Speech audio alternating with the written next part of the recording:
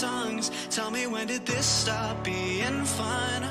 We're undone and uncomfortably numb. You're stealing all the breath out of my lungs. Got me in the dark speaking in tongues. Tell me, when did this stop being fun?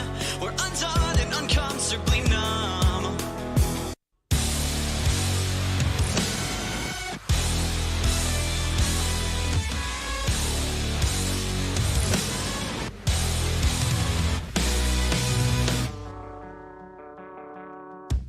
Disconnected, out of mind, I'm unaffected by the times. Misdirect me on a dime, break me with something slight. Born in a compromise, raised on white lies. They say the road to hell is paved with gold. At 25 I feel content with caution, dodging my halo, dodging my halo, dodging my halo. You're stealing all the breath out of my lungs. Got me in the dark speaking in tongues. Tell me, when did this stop being fun? We're undone and uncomfortably numb. You're stealing all the breath out of my lungs. Got me in the dark speaking in tongues. Tell me, when did this stop being fun? We're undone and uncomfortably numb.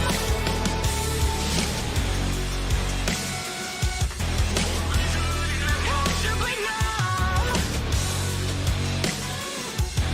We're undone and uncomfortably numb.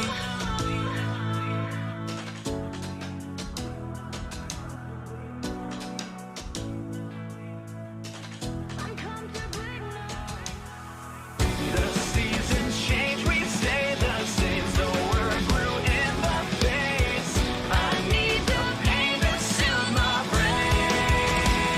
You're stealing all the breath out of my lungs. Got me in the dark speaking in tongues. Tell me, when did this stop being fun? We're undone and uncomfortably numb. You're stealing all the breath out of my lungs. Got me in the dark speaking in tongues. Tell me, when did this stop being fun? We're undone and uncomfortably numb. Uncomfortably numb. We stay the same. The seasons change, we stay the same. We're undone and uncomfortably numb.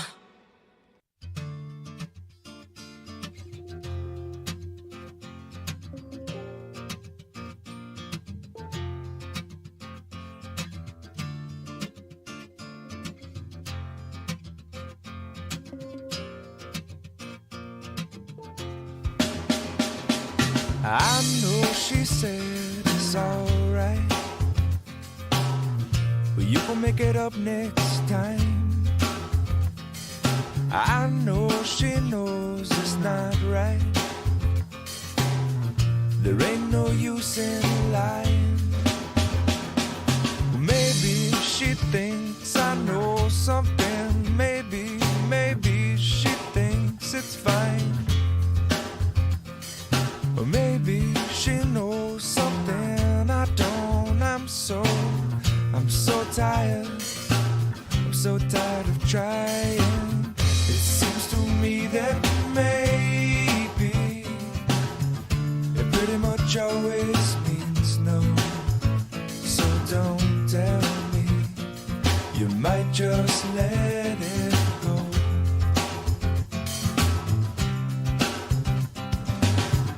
And oftentimes we're lazy. It seems to stand in my way. 'Cause no one, no, not no one likes to be let down. I know she loves the sunrise, no longer sees it with her sleeping eyes. And I know that when she said she's gonna try, well, it might not work because of other ties. And I know she usually has some other ties, and I wouldn't wanna break them. I wouldn't wanna break them. Maybe she'll help me to untie this, but until then, well, I'm gonna have to lie to her. It seems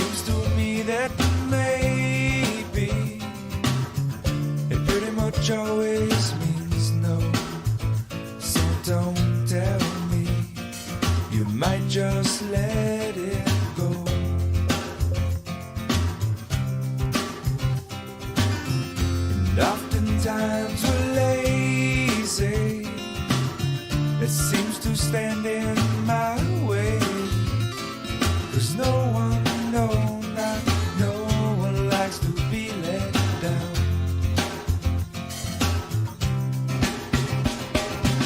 It seems to me that maybe it pretty much always means no.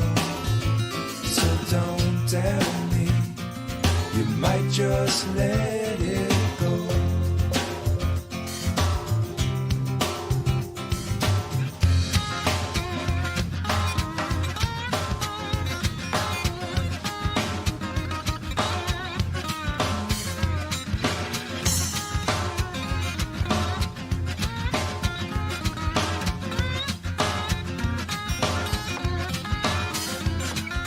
Harder that you try, baby, the further you'll fall. Even with all the money in the whole wide world. Please, please, please don't pass me. Please, please, please don't pass me. Please, please, please don't pass me by. Everything you know about me now, baby, you're gonna have to change. You're gonna call it by a brand new name. Please, please, please don't drag me. Please, please, please don't drag me. Please, please, please don't drag me down. Just like a tree down by the water, baby, I shall not move. Even after all the silly things you do.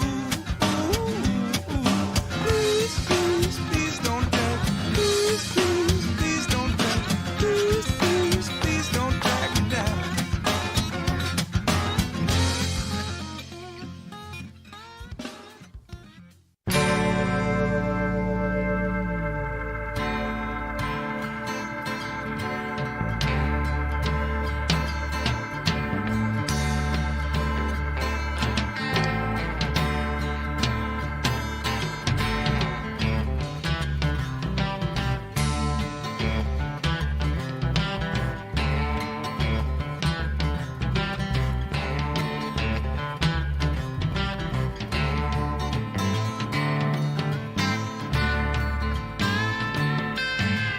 All I know is something like a bird within her sing.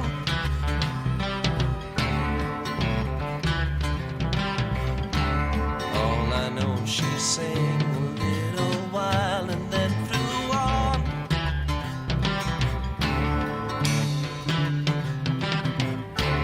Tell me all that you know, I'll show you.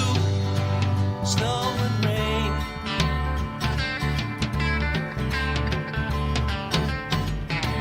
When you hear that same sweet song again, will you know why?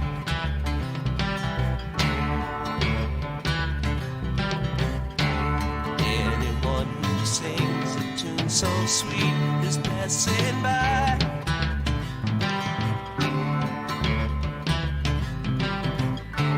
Laugh in the sunshine, sing, cry in the dark, fly through the night.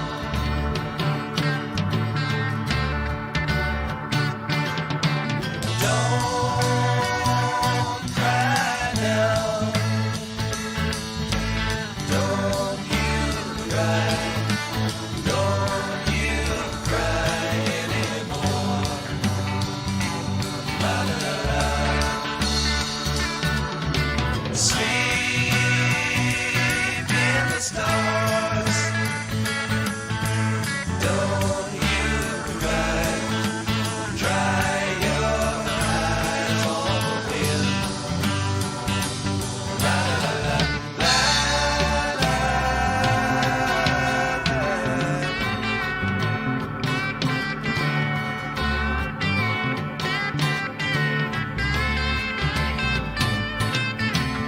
All I know is something like a bird within her sang.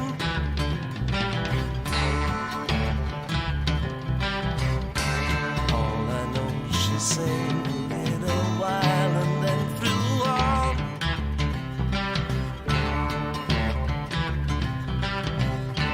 Tell me all that you know, I'll show you. Snow and rain.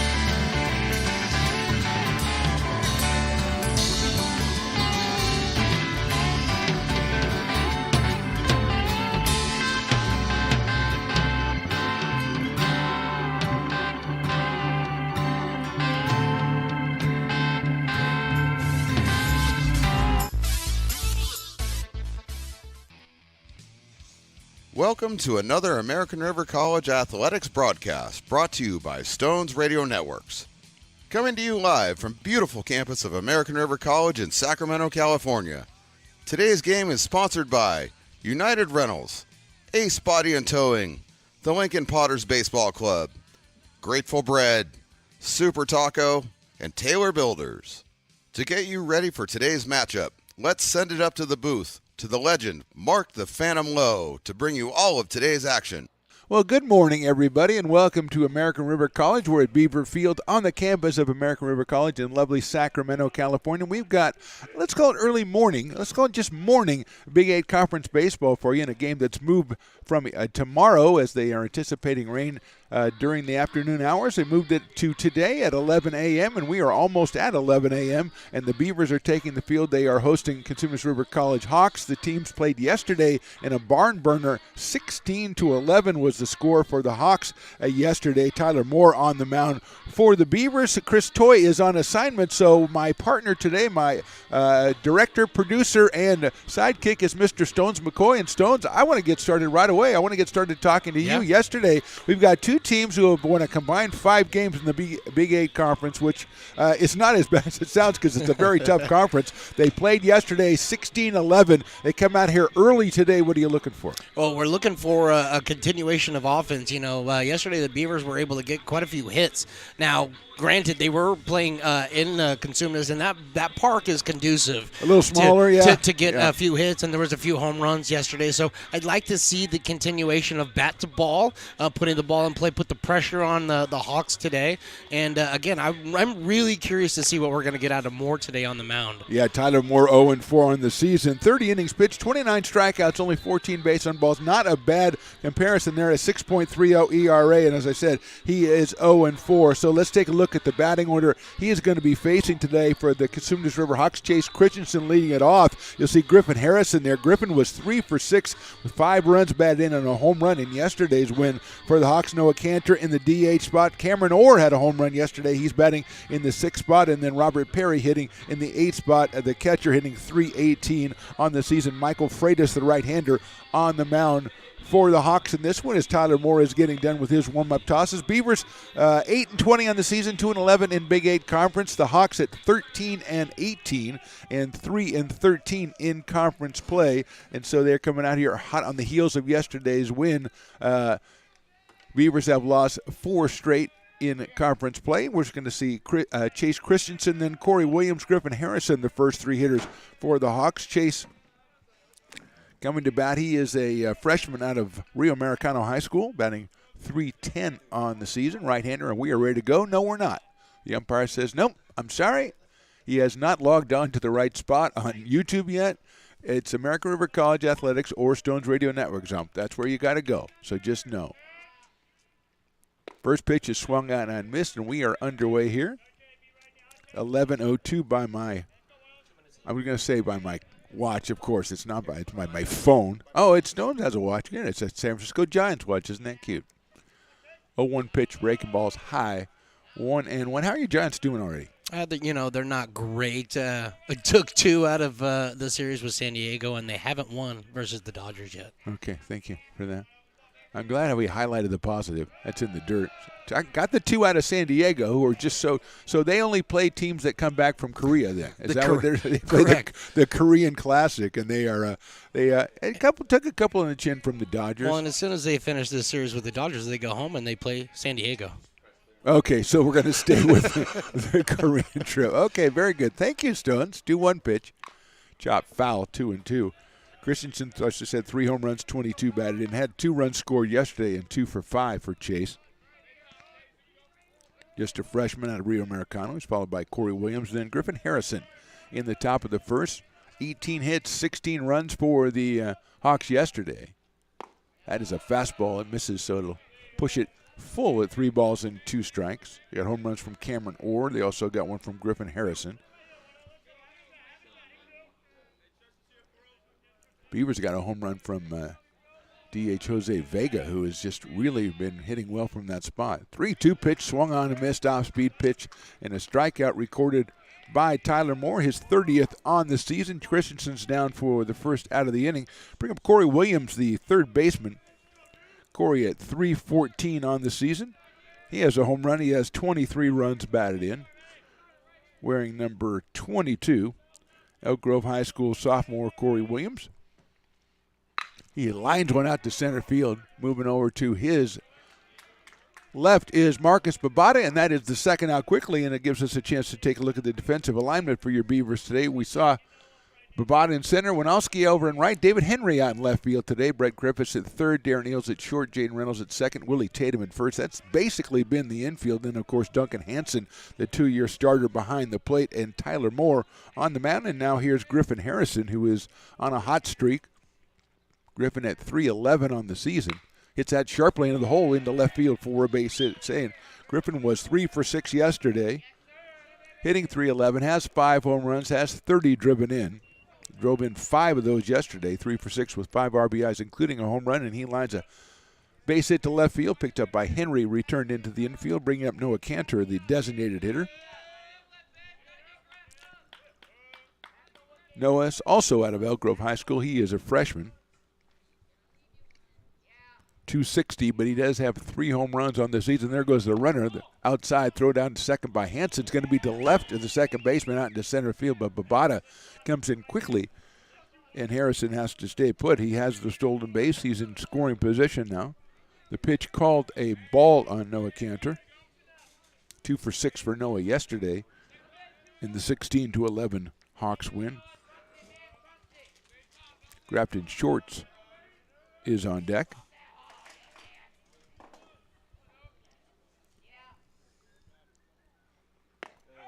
Inside, just missed in there. 2-0 now. 2 balls, no strikes. 2 outs. Harrison down at second base.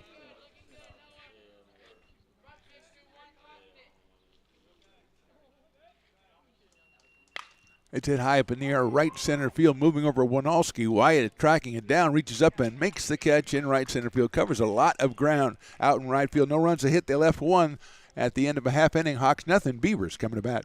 Here at Super Taco, we specialize in authentic Mexican food. One of the reasons we are different from other places is that we make everything from scratch. You get a great value when you come here, large portions and quality food. Our most popular dishes are many different kind of tacos. We have giant burritos, different kinds of enchiladas, and the fajita. If you're ready for real Mexican food, stop in at a Super Taco. We'd love to see you. When it comes to your home's maintenance and repairs, Jeffers Resource Group has you covered. Our handyman services offer a comprehensive range of expertise so you can have peace of mind. Contact us to schedule your service today.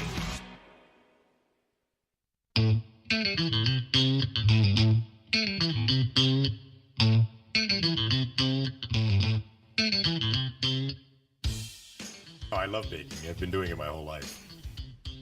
Grateful Bread was started because I needed the job.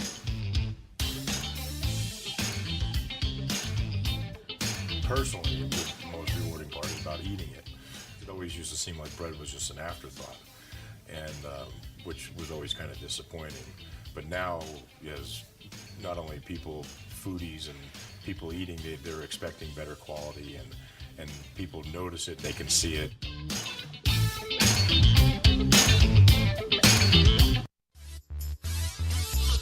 Welcome back to Beaver Field, bottom of the first inning. Beavers hold the Hawks scoreless in the top of the first. Michael Freitas, the left-hander out of Franklin High School down in Elk Grove, will be on the mound for the Hawks. He is 1-4 on the season, a 5.04 ERA. Let's take a look, if we can, at the Beavers batting lineup here, as we'll start it off with Brett Griffiths. And you'll see Brett Griffiths, Jose Vega, and Jaden Reynolds. 3 of the first 4 hitters hitting over 340 on the season. Vega, as we said, with a home run yesterday. Duncan Hansen, a pair of hits. He's batting in the 6th spot. And Willie Tatum hitting 8th. Marcus Babada rounds it out in the 9th spot in center field. And Brett Griffiths will start us off. Brett at 342 on the season, a 1-ball, 1-strike count. Line drive over the second baseman's head. That's into right center field for a solid base hit. Cut off by Christensen in center field and returned in. But Brett Griffiths, as we just started talking about how he's been hitting better lately, pounds another base hit. He's at first base. Winowski coming up. Let's take a look defensively at your Cosumnes River Hawks. We got Rhea Meow in left field, Chase Christensen in center or in right. It's Pernetti, Shorts, Harrison, and Williams on the infield. Behind the plate is Robert Perry and Michael Freitas, the left-hander, on the mound. Here's Winalski. 1 ball and no strikes on Wyatt. 250 on the season for Wyatt, left-handed hitter. That's in there for a call strike. 0-2. Let's make it 1-1. 0-2, 1-1. Take your choice. It's like a buffet. Okay, 1-1 it is. Freitas checking the runner at first base for a while. Breaking ball misses outside. So that makes it 2-1. Yeah, okay. All right, I'm back on the horse here. Wyatt was 1 for 5 yesterday, scored a run in the Beavers' loss. And at Cosumnes. That is on the inside corner, call strike 2. Jose Vega to follow, then Jaden Reynolds for the Beavers. Both teams with a hit as Griffiths lines that single to right center field to lead off the bottom of the first. Winalski fouls that one away. He'll stay alive.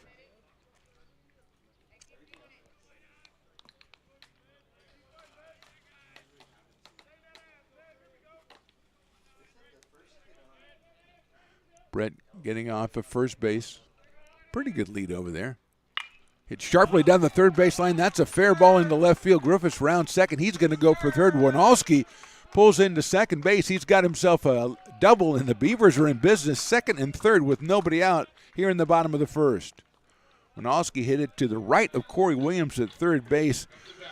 Mio had to run it down by the line. He got it in as quickly as possible, but Winalski easily in at second base. Second and third now for the Beavers, and here comes Jose Vega, who since assuming the DH role a couple of weeks ago, hitting at a .343 clip.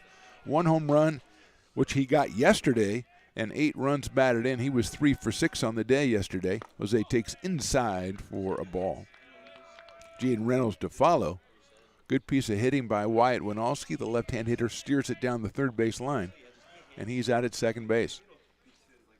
Vega hits it sharply up the middle. That is going to get into center field. A base hit, 1 run scores. Here comes the second. Winalski will score easily. Jose Vega does it again, and the Beavers are on the board in the bottom of the first. They lead this thing 2-0. Griffiths scoring. Winalski scores easily. Jose now with 10 runs batted in on the season. And there's going to be a meeting at the mound already for the Hawks as manager comes out to take a talk. And while they're doing that, Stones will take what I call take a talk, which I just invented. This is kind of what you said. Yeah. I want to see this, and then we come out and we see the Griffiths, who's been fantastic all season, gets us started. Winalski comes through, and then Jose Vega. Absolutely. Good at bats, putting the ball in play, putting the pressure on the defense. You know, that one right there by Vega back up the middle. Second base had a shot at it. He did. You know, it wasn't a screamer back up the middle, but again, you're putting the pressure and making them make plays. And now so far, I mean, you put 2 runs up on the board in the first, you can't ask for a better start. Yeah, you can't ask for a better start. And as we saw yesterday, you're going to need every one of those runs. As the Hawks came up with 16 runs on 18 hits yesterday. So here's Jaden Reynolds, also impressive. 348, he bunts at that one. Had Williams back a little bit at third, but Jaden couldn't put it back in the field of play. So the freshman from Bella Vista, 11 runs batted in the cleanup spot. 0 for 4 yesterday for Jaden, but he still has an average at 348. Freitas comes to the plate. It's hit sharply out to second base, to second for 1, over to first. They're not going to get Jaden Reynolds. It's a fielder's choice. That was Shorts over to Harrison, and Vega is retired. Reynolds takes his place at first base, probably a speedier base runner if you're looking at the silver lining, and here comes Darren Eels. Shortstop is hitting at 219, 4 home runs, and 18 runs batted in out of Bear Creek High School down in Stockton.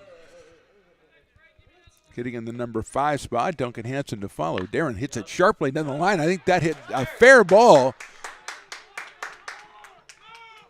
Reynolds coming all the way around. It's a double for Darren Eels. I couldn't tell if he hit off the glove of Corey Williams at third or just got down the line.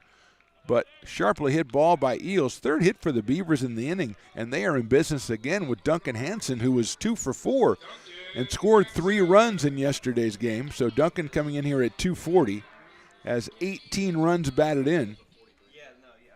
and is in a spot here where he can give the Beavers a considerable advantage early on in this game. The perfect pitch on the outside corner. Perry set up outside, and Freitas hit him perfectly. 0-1 on Duncan Hansen. Runners at second and third, one out here. Same idea, but that one a little bit too far outside. Pitching him outside, and the second baseman, Shorts, is very close to second base. So there's a big hole at traditional second base position for Hansen if they pitch him outside. Duncan almost looked like he was trying to steer it that way, but it's foul. So it's 1-2 on Duncan Hansen. David Henry batting in the 7th spot. He is on deck.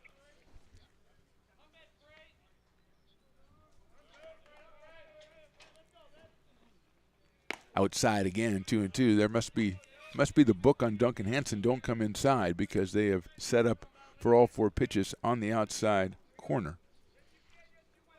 Eels at second, Reynolds at third. 2 runs in, 1 out. Reaches out and spoils that one down the right field line, out of play. Nice little crowd out here that had to get up very early. We did see our first sighting of, we got a couple of canine sightings, but they have moved away from where they were, so I'll have to locate them. Here's Hansen. Pitch to Hansen, fouls that one off again. I thought one of them was your friend Sammy. No, Sammy's not here. We have a new dog that I have. Ooh, a new dog sighting. We have our normal service golden service puppy. Hansen takes in the dirt. That's a nice block by Perry. We have a service dog who comes out all the time, and then a new dog sightings are, that's what you put on your Insta. Okay, well, we'll go down and interview. I'll send you down there with the mic. We'll do a little interview. Yeah, with the dog, because that worked out so well for us last time. Hansen lines that one into left field. That's a clean base hit. That'll score 2, and Duncan might get himself to second. He rounds first. Picked up in left field by Mio, but that is sliding into second with a 2-run double is Duncan Hansen. The Beavers have exploded for 4 here in the bottom of the first, and they lead it 4-0. Hansen picking up RBI 19 and 20, and he did it very impressively as Freitas finally came in a little bit closer to the plate, and Hansen turned on it. That's probably why they were keeping it away from him, and he lines that one to left center field. So that'll bring up David Henry. David at 275 on the season.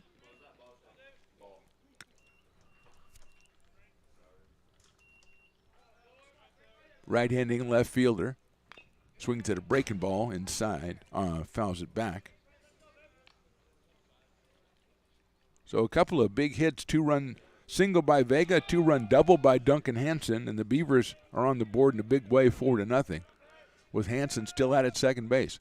Henry lines that one foul outside of first over, some people just walking in the nice wooded area over there on the walking path, and all of a sudden here's a ball flying at him. 1-2 now on David. Fouls that one off, almost in the same area, and that was a little bit closer to people, so heads up over there. Everybody's fine. So Henry, the 7th batter in the inning. Beavers with 5 hits already, including a couple of doubles, one by Winalski, one by Hansen. Henry fouls that one off in the same general area, right to the guy who was chasing the other 2. So that worked out pretty well. Good job, David.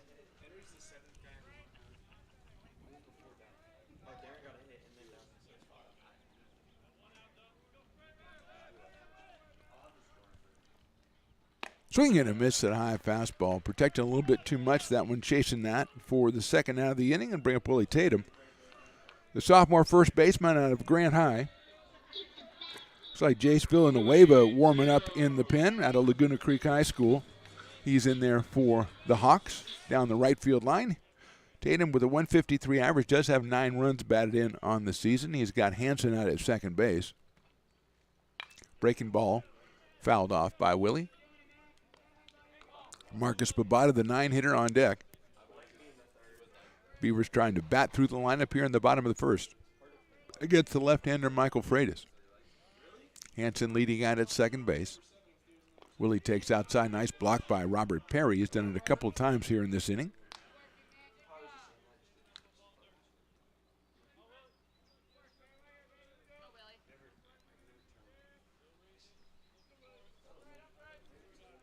1-1 to Willie Tatum. Breaking ball misses a little bit inside. Good-looking pitch by Michael Freitas. 2 balls, 1 strike.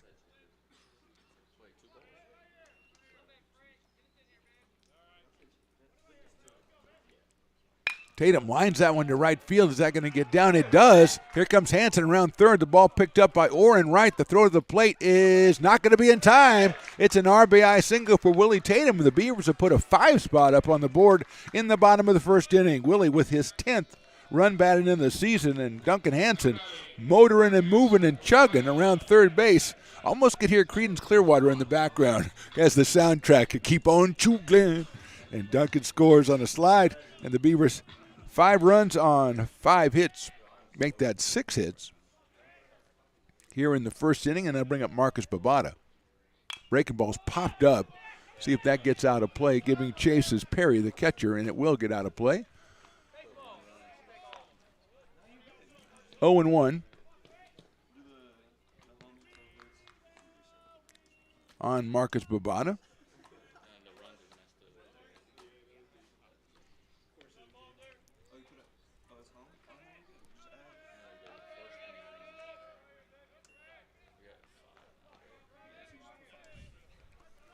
Tatum leads at first. Next pitch is down low. Perry with the block. Robert Perry out of Del Campo High School, freshman behind the plate.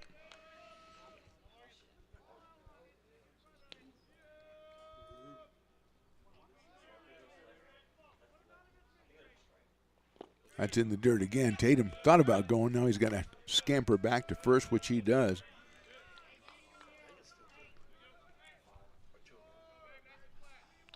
Two balls, 1 strike, according to the umpire, and he's paid to keep track of those kinds of things.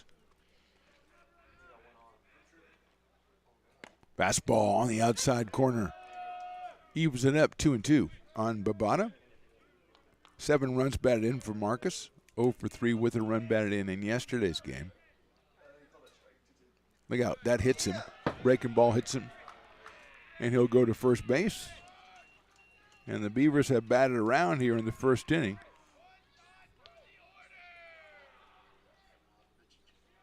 And it looks like we're going to get a pitching change from Cosumnes, so we're going to take a break. Beavers have put up 5. We are in the bottom of the 5th, still going. Beavers lead at 5-0. Lincoln Potters Baseball. Placer County's best-kept secret is back for another exciting summer at historic McBean Stadiums. Loaded with fun for the whole family, local beer, wine, and eats. Fireworks, giveaways, theme nights, kids zone, and more. Come join in the fun and enjoy small-town baseball with Major League Entertainment. Tickets on sale now at LincolnPotters.com. Lincoln Potters Baseball. Come on out and join in the fun.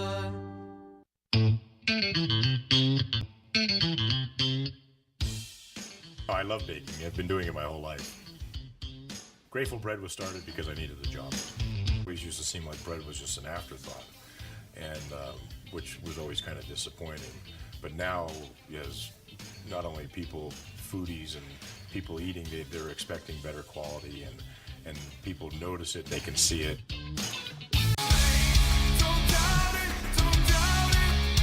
Got dragged there, and I didn't. He's an actor? Oh, crap. Who cares?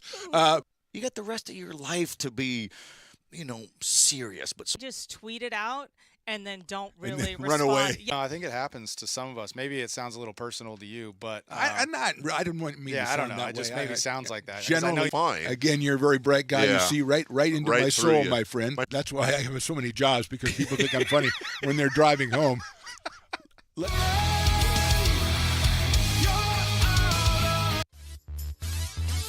Bottom of the first, Beavers have put 5 runs up on the board. Jace Villanueva is the new pitcher, the left-hander out of Laguna Creek, making his 6th appearance on the season, just 3 1/3 innings, 4 strikeouts and 11 walks, and he is no wins and no losses. And Stones, let me bring you back in here. It's funny. You talked about earlier. We're looking for a lot of hitting as this game gets started. The Beavers have put up maybe their most impressive inning of the year, and yet I'm sitting here going, keep it up. Come on.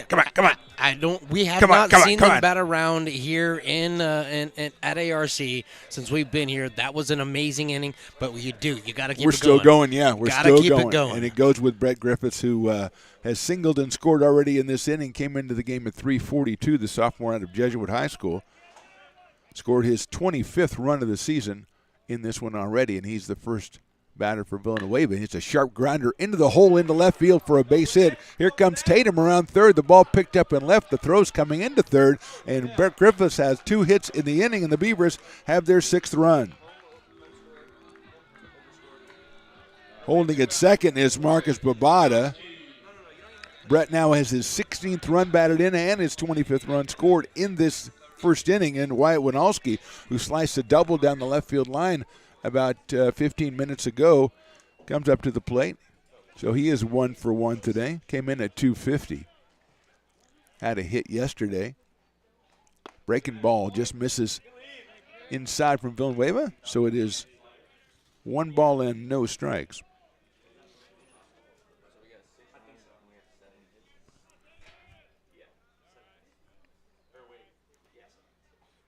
That's chopped out and fouled. 6 hits for the Beavers and 6 runs. Winalski, 1 ball, 1 strike. Sophomore out of San Juan High School. Left-handed hitting right fielder. Covers a lot of ground out in right field. Breaking ball, good-looking pitch in there for a strike. Good-looking enough that even Stones McCoy made the strike gesture with the right hand, rang him up.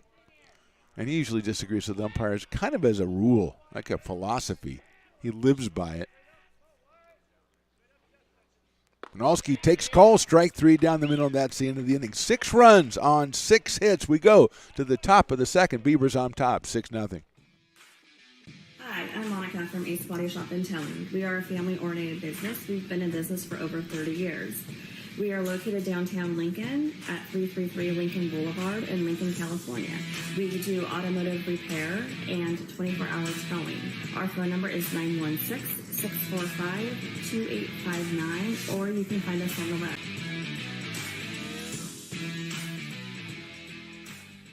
Here at Super Taco, we specialize in authentic Mexican food. One of the reasons we are different from other places is that we make everything from scratch. You get a great value when you come here, large portions and quality food. Our most popular dishes are many different kind of tacos. We have giant burritos, different kinds of enchiladas, and the fajita. If you're ready for real Mexican food, stop in at a Super Taco. We love to see you.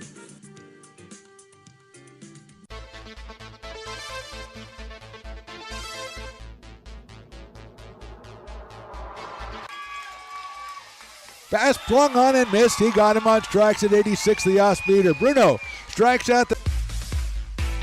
He's going to look that way. Now he's going to duck down the middle. He's got a guy wide open at the 18 kid, and that's Robert Freeman. And Robert's trying to make a couple of moves. He comes back to the 15, comes down to the 10. He gets a block to the 5.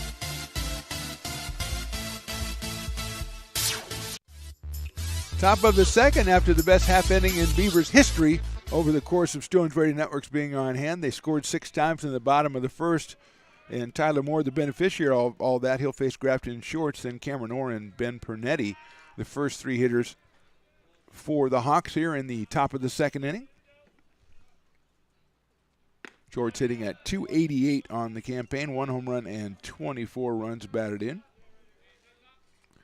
He is a sophomore from Davis High School.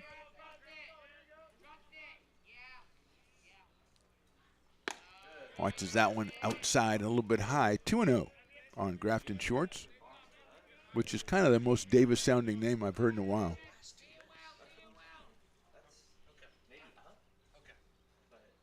Down in the dirt, 3-0. So one thing Stones McCoy talks about more than anything else is the shutdown inning. So the Beavers want to come out after scoring 6 and shut down the Hawks. 3-0 count immediately on Grafton Shorts. Cameron Orr on deck, and Cameron had a home run in yesterday's game.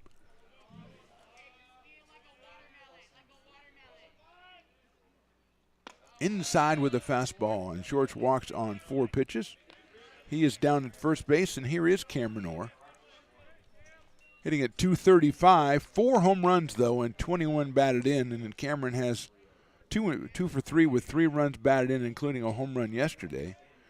Cameron out of Ponderosa High School, a sophomore. batting in the number 6 spot for the Hawks in this one.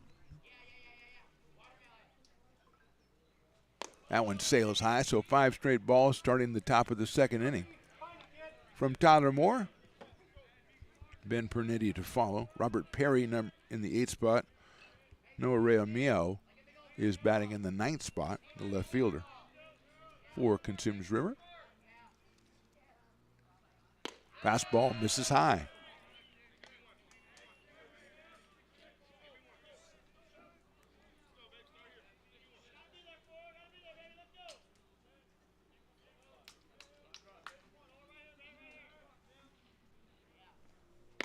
That one catches the outside corner.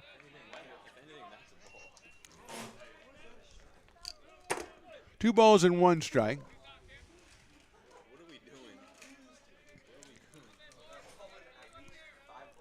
Shorts leading our first.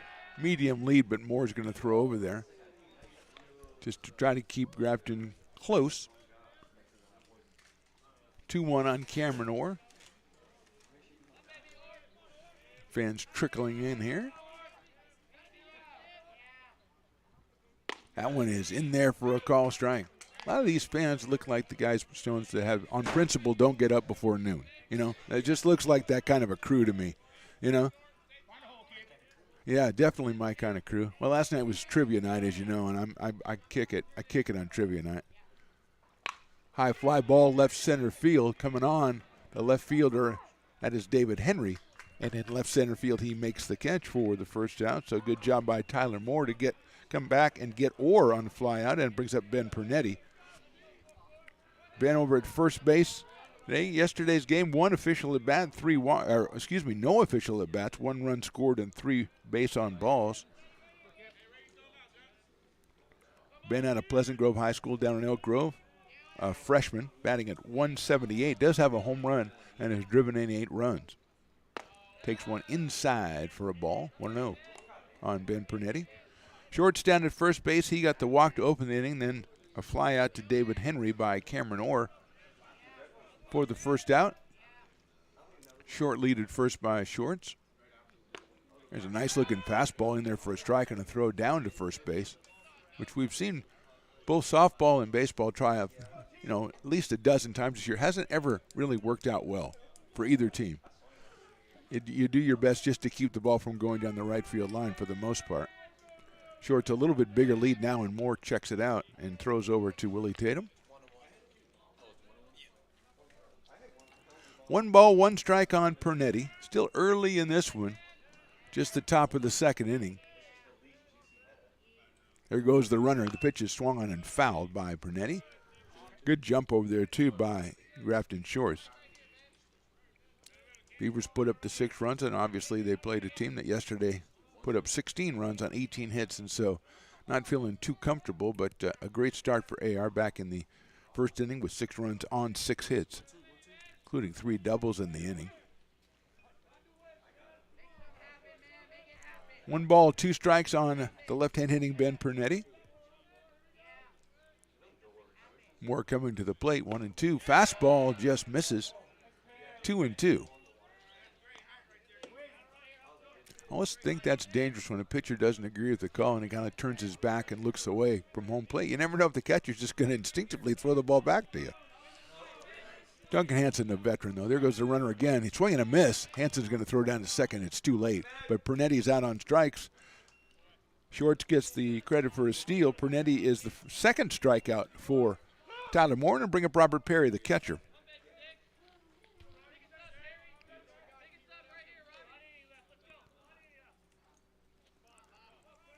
Freshman out of Del Campo, Robert hitting at .318 with 7 runs batted in. 0 for 2 yesterday in the game, but he did drive in one of the Hawks 16. Right-hander against right-hander. The first pitch sails high with a fastball.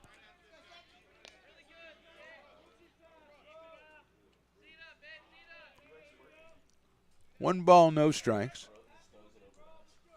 Checking out our service dog down in the front row. Service dogs get the best seats. I mean, you got to say that. Swing and a miss. Maybe fouled that one into the catcher's glove. 1-1. we're talking about the service dogs. Have you noticed the beautiful T-shirt? The Jack Russell T-shirt Oh, my staring gosh. you in the face. Jack Russell Brewing Company, Camino, California. That's a long way for me to go, but if they wanted to send me one of those shirts, that's outside.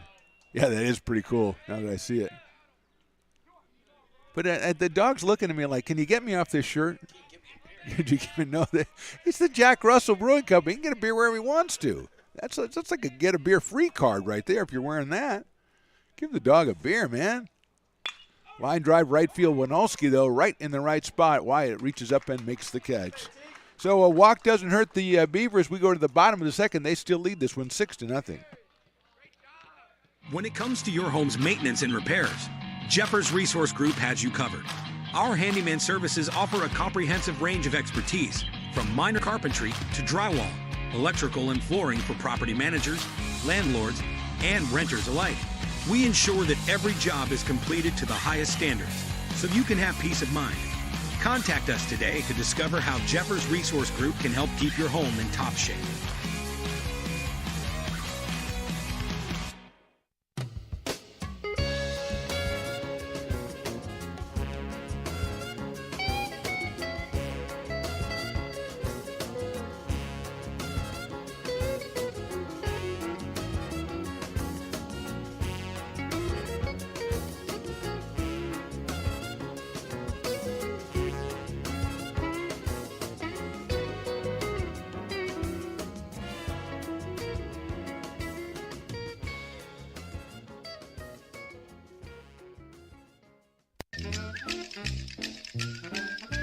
Told Rick, I said, this is the guy that's going to lead us out of the. He can't even lead us out of the He parking can't get out of the parking lot. So we just moments ago, a rhubarb, a brouhaha between Mr. Reynolds, the great Jerry Reynolds, and the great Mr. Basketball. They always wear He something dresses different. Yeah. Bottom of the second inning from Beaver Field. Beavers with the 6-0 lead. Send up Jose Vega, Jaden Reynolds, and Darren Eels 3, 4, and 5 against Jace Villanueva, who came on in relief of Michael Freitas to close out that first inning. Left-hander out of Laguna Creek High School delivers. Sharply hit but foul down the third baseline by Vega, who singled in 2 runs back in the first inning. He has 10 RBI on the season. Freshman from Highlands High. Pitcher DH Jose Vega. Breaking ball misses outside Jose. 1 ball, 1 strike. 3 for 6 in yesterday's game, and he went yard in that one. Takes that one outside. 2-1. Robert Perry sets up very much to the outside. Did that against Duncan Hansen in the first inning, and staying behind the plate, though, for Vega, who sharply hits a ground ball into the hole in the left field. That's another base hit for the Beavers. Number 8 and number 2 for Jose Vega. And here's Jaden Reynolds, who went into a fielder's choice his first time up. Jaden, 348, 11 runs batted in. 0 for 4, so still looking for his first hit in this series.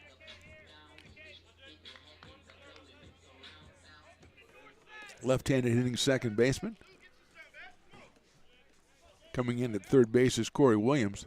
Nice breaking ball in there for a strike.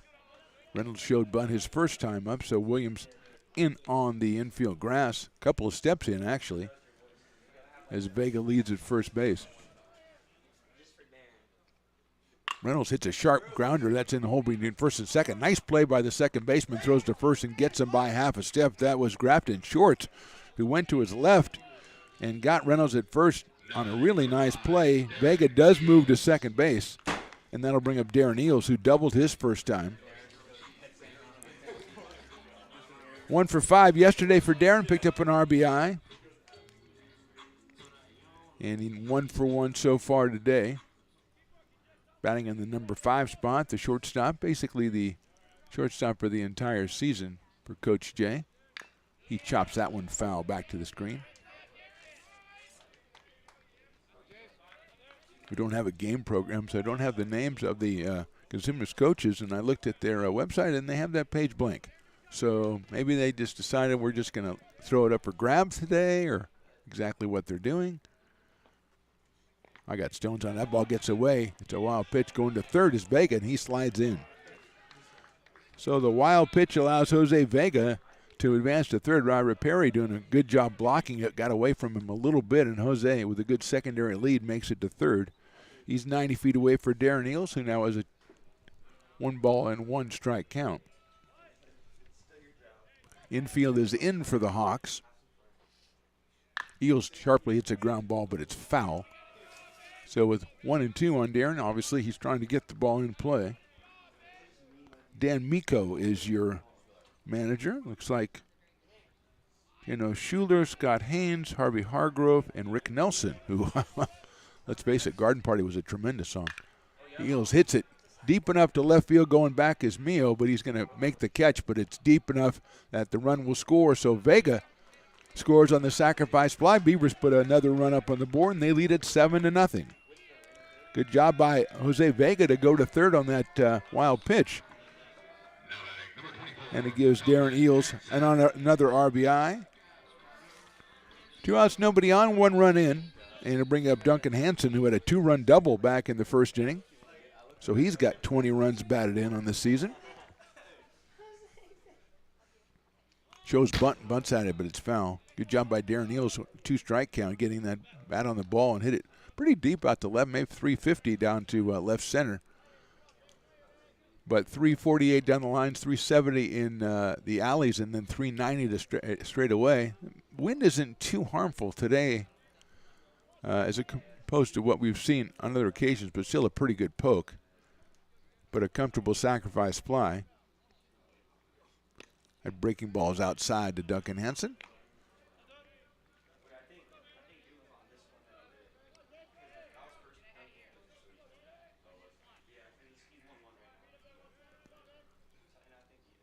Duncan takes that one down low, so it's 2-1. Hansen with 240 and picked up the 2 runs batted in, so he has 20 on the season. 2 for 4 in yesterday's game.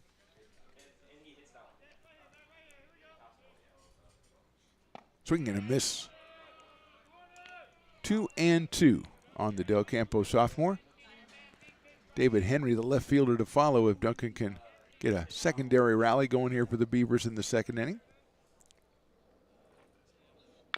Sharply grounded but foul over by the dugout. Nice try over there by unidentified member of the coaching staff. He didn't get a lot of air on his jump, so that's why I think it might have been a coach. He did not get close to getting the ball. It reminded me of the Stones McCoy try when he was coaching at the Potters, and the grounder goes by him and he just kind of looks at it. Hansen hits a little squibber. That's fell. Picked up. Nice job by Coach Jay in the coaching box, and that was well done by him because he knew that's a very slow roller. He's going to make the effort. If it's hit any harder than that, he would just take a look at it.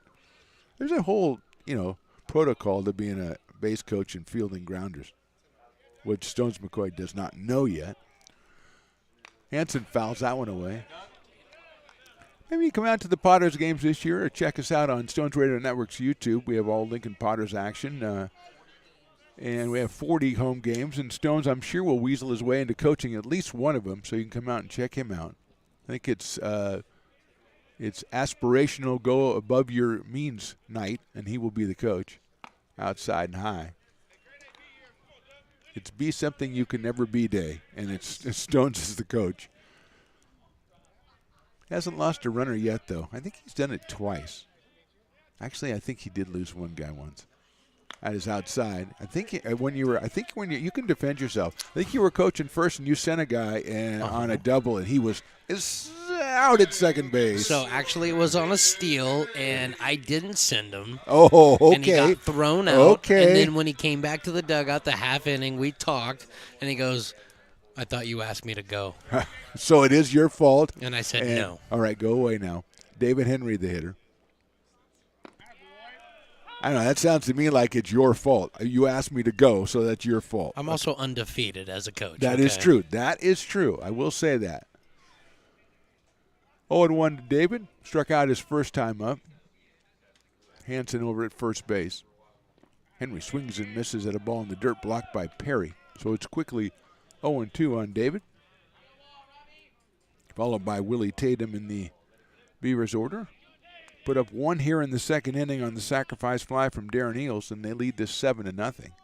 Hansen worked his way from a 2-strike count all the way to a base on balls. He's at first base.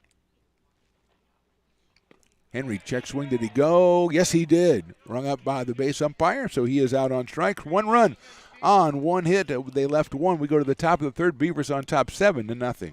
Here at Super Taco, we specialize in authentic Mexican food. One of the reasons we are different from other places is that we make everything from scratch.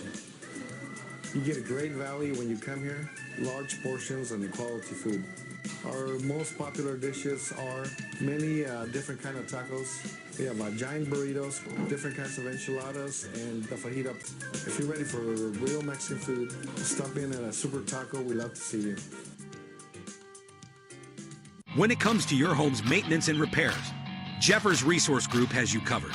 Our handyman services offer a comprehensive range of expertise, so you can have peace of mind. Contact us to schedule your service today.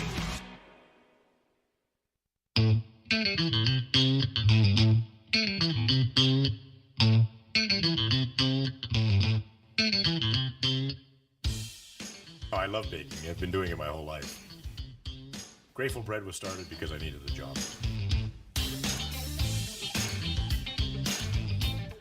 Personally, the most rewarding part is about eating it. It always used to seem like bread was just an afterthought, and which was always kind of disappointing. But now, as not only people, foodies and people eating, they're expecting better quality, and people notice it, they can see it.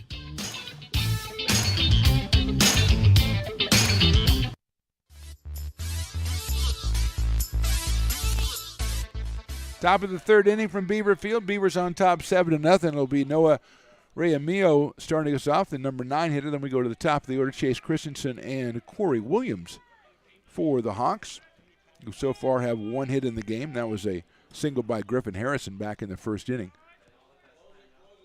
Reyamio hitting .213 on the season, 7 runs batted in. He's a freshman out of Franklin High School down in Elk Grove. Takes the first pitch right down the middle from Tyler Moore. 0-1. Moore with a strikeout and a base on balls. 2 strikeouts and a base on balls in the first 2 innings.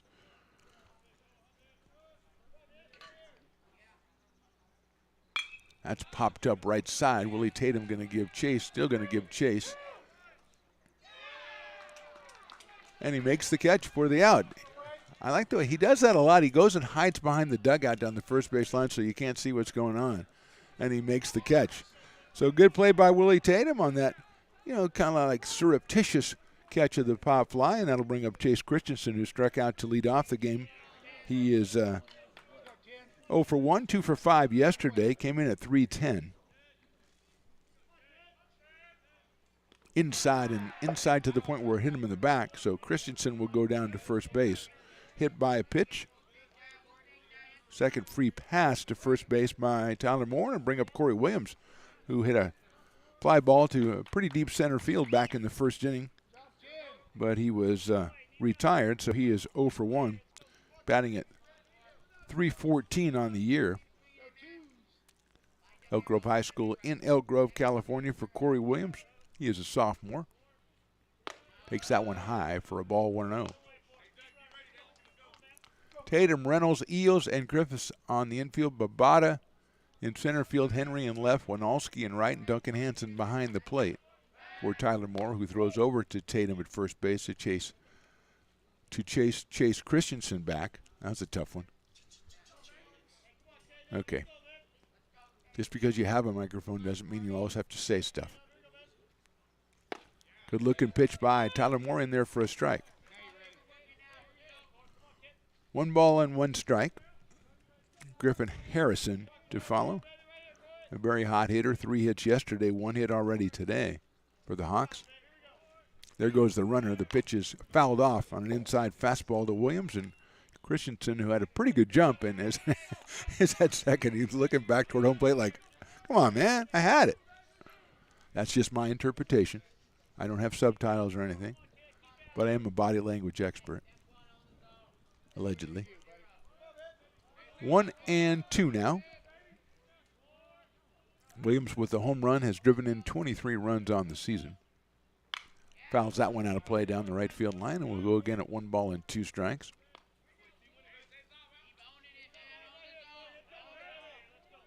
I think I just might go out there and take a walk down the pass into that wooded area down there. It looks really inviting. Get a little exercise between innings. I will get lost. Yes, I will. That is in there. Call strike 3. Maybe the best pitch Tyler Moore has thrown today. He put a little bit extra on that one and found the location he wanted. 2 outs, his 3rd strikeout of the game, and that does bring up Griffin Harrison.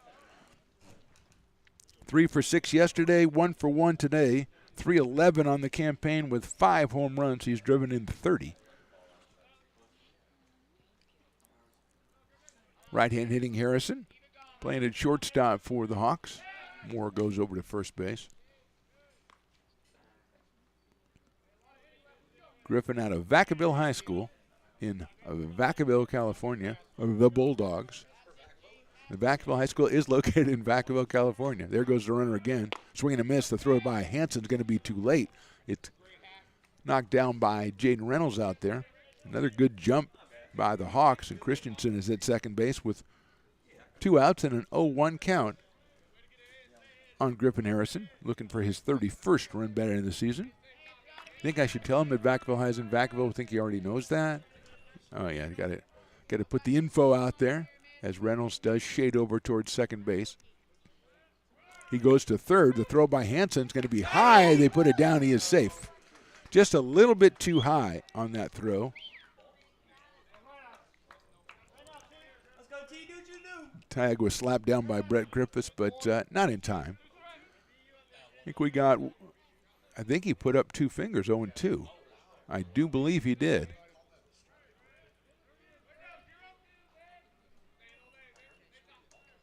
Okay, well. Hits it high to left field, hit well. Henry's going back, still chasing it, and it is out of here. Griffin Harrison with a home run to left field, and the first 2 runs up on the board for the Hawks. They're back in it. The score now 7-2 in favor of the Beavers. So the hit batter comes around to hurt the Beavers as Harrison gets his 6th home run of the season, pushes his RBI count out to 32, and also his 2nd home run in 2 games. David Henry with some great pursuit of that. They're going to take a minute and make sure David ran into the fence out there, which looked like it gives a little bit, but he is going to kind of walk around a little bit and get some attention out there as Harrison puts his 6th home run over the left field fence. And as we mentioned earlier, Stones McCoy, the Beavers, even though they've got 7 runs, you're facing a team that had 16 yesterday, so you know they're going to be coming back. Oh, absolutely. I mean, they're fighting and clawing just like we fight and claw every single game. They're not going to go away. So, yeah, you just want to build on the lead, and they've had a couple of shutdown innings. That's really nice, but you've given up 2 here now. Top of the 3rd, you want to stop that here with 2 outs and get back into your offense and try to get those runs back. Okay, it looks like we have a second here as they're going to make sure David Henry is okay. And we talked about it. We alluded to it a little bit earlier, Stones McCoy as a coach. Talk a little bit about our association with the Lincoln Potters and what all that entails every summer. Absolutely. So, for the people who don't know, we've been involved with broadcasting the Lincoln Potters for about the last 7 years. Yep. And we'll be back again this year. We bring everything that you see here and then some. We bring out to the Lincoln Potters, and they have a great atmosphere, in between innings. They have all kinds of fun stuff, and we will be there to bring you guys every minute of the action. LincolnPotters.com for tickets and information. Thank you, Stones McCoy. Noah Cantor will be the hitter now. He flew out to right field his first time up. Takes the fastball in for a strike. Griffin Harrison injects a dose of reality into the proceedings as the Beavers riding high with the 7-0 lead. Still 7-2. That's another good-looking pitch by Tyler Moore. 0-2 quickly on Noah Cantor.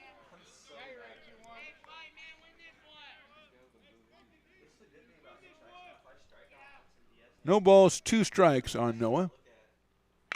Reaches out, pokes it into right field. Winalski going to give chase.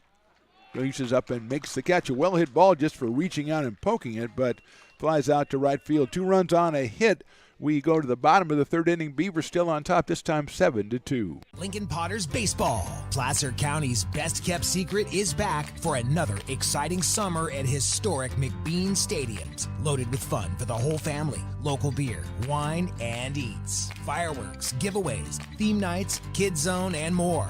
Come join in the fun and enjoy small town baseball with Major League Entertainment. Tickets on sale now at LincolnPotters.com. Lincoln Potters Baseball. Come on out and join in the fun.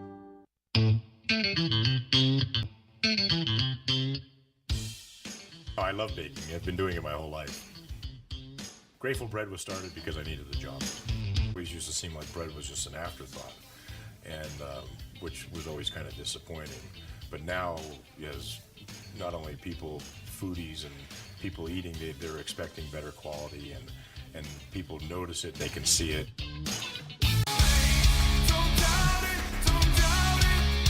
Got dragged there, and I didn't. He's an actor? Oh, crap. Who cares? You got the rest of your life to. Bottom of the third inning. Beavers on top 7-2. Willie Tatum, Marcus Babata, then Brett Griffiths. 8, 9, and 1 for the Beavers here in the bottom of the third after the Griffin Harrison home run narrowed the gap from 7 to 5 for ARC. Tatum with an RBI single back in the first inning, his 10th run batted into the season. Villanueva, the second pitcher for the Hawks in this one. Michael Frey started. Villanueva came in and relieved him 2/3 of the way through inning number 1. His first delivery is a little bit outside to Willie, who takes outside again, 2-0. Stones were mentioning the Lincoln Potters. Just want to remind you, you can subscribe. Go ahead and subscribe to Stones Radio Network's YouTube. Subscribe to ARC Athletics YouTube, of course, but so many of you have done that. It's very heartening to see the numbers on the subscribers. That is outside for a ball, but if you want to watch Lincoln Potters baseball, Stones Radio Network's YouTube is a good place to do so. We got pre-games, we got post-games, we got between games, we got all kinds of managers' interviews, just regular people interviews. 3-0 pitches outside for a ball.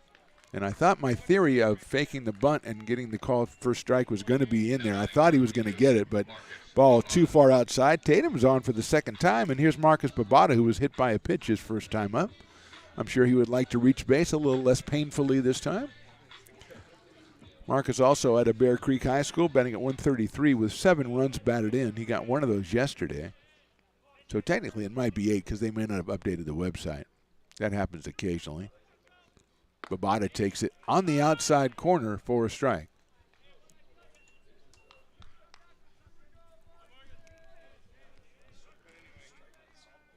Our new scoreboard operator totally gets it. 0-1 pitch. Marcus takes inside corner for a strike. A very good looking pitch from Villanueva. The breaking ball from the left-hander from Laguna Creek puts him up. No balls and 2 strikes. In the bottom of the third out here from Beaver Field. Very pleasant morning. Probably afternoon by now. I haven't looked at the clock. Not yet. Outside, nice job blocking, but going on is Tatum. He slides in, and he is in there. Good job. Very aggressive base running by Willie Tatum. It's a really fine job by Perry behind the plate to block that. He came up throwing, and Willie Tatum, if he hadn't taken off right away, wouldn't have been able to make it, but he's in there. Exchanging a couple words with Griffin Harrison out there. Probably like, nice hit, dude. Way to go. Look out, that's high and inside. And again, I don't know if that's exactly what they said. We don't have subtitles. But I'm a body language expert. 2-2 on Babata. Another more activity in the pen for the Hawks. We'll get that name and number to you as soon as Stones uses his binoculars. Check swing, did he go? They were saying he did. And Babata is out on strikes. Throw goes down, and Tatum's going to try to go to third. The throw's going to be in plenty of time, and he is out. Taking advantage, he thought, of the throw to first base. But he is thrown out at third for the second out of the inning, and that brings up Brett Griffiths, who has been hitting so hot, you don't want to take base runners off the bases. But Willie's aggressiveness, which served him so well earlier, not so well there. Is a good job by Perry to get it down to Pernetti, and he turned around and gunned it across the diamond to Corey Williams. So 2 outs here in the third, and here's Griffiths. Brett takes a strike. He had singled in the first inning and scored, and then again in the first inning he singled a run in. So he is 2 for 2. So it looks like Gannon Castle is in there. I got to tell you, I don't usually say this, but they have some great names on this team. I mean, Grafton Short sounds like a place that, from Bridgerton or something. And Gannon Castle, I swear I went on vacation there. I've been to Gannon Castle. Umpire calls time because he was chuckling over our repartee. I think he gave a ball. I think it was a timing situation. Hit ground ball into the hole, right into right field for a base hit. So Shorts was playing over close to second base, and Brett Griffiths took the ball right in the spot he would be. He's got 3 hits in this one, and he is at first base with 2 outs and Wyatt Winalski. And again, that brings in Kent. You wish you had that other base runner back on second, even if he could only go to third in that. And Tatum may well have scored from second on that one. It's not a well hit ball. It was soundly hit, but not overly so it didn't get out to right field that quickly. So here's Winalski. Wyatt takes a breaking ball inside corner for a strike. Good pitch from Villanueva. Puts him up 0-1 in the count. Jose Vega on deck.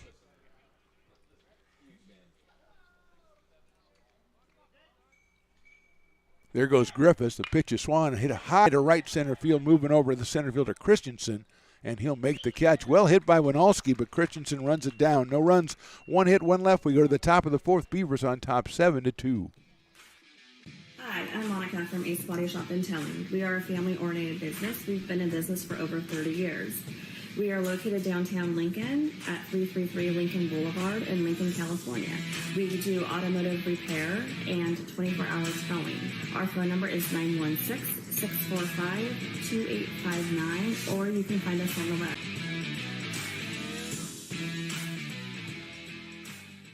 Here at Super Taco, we specialize in authentic Mexican food. One of the reasons we are different from other places is that we make everything from scratch. You get a great value when you come here, large portions and quality food. Our most popular dishes are many different kind of tacos. We have giant burritos, different kinds of enchiladas, and the fajita. If you're ready for real Mexican food, stop in at a Super Taco. We love to see you.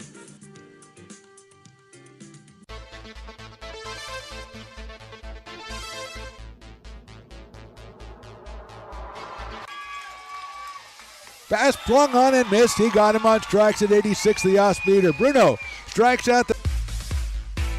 He's going to look that way. Now he's going to duck down the middle. He's got a guy wide open at the 18 kid. That's Robert Freeman. And Robert's trying to make a couple of moves. He comes back to the 15, comes down to the 10. He gets a block to the 5. Welcome back to the top of the 4th inning. Beavers lead this one 7-2. It'll be Grafton Shorts, Cameron Orr, and Ben Pernetti 5, 6, and 7 against Tyler Moore, who's given up 2 runs on 2 hits. The big one, of course, the 2-run home run from Griffin Harrison. Shorts takes a fastball on the outside corner for a strike. Got a walk his first time up, did Grafton Shorts, hitting .288 on the year out of Davis High School. Fouls that one off, so it's quickly 0-2.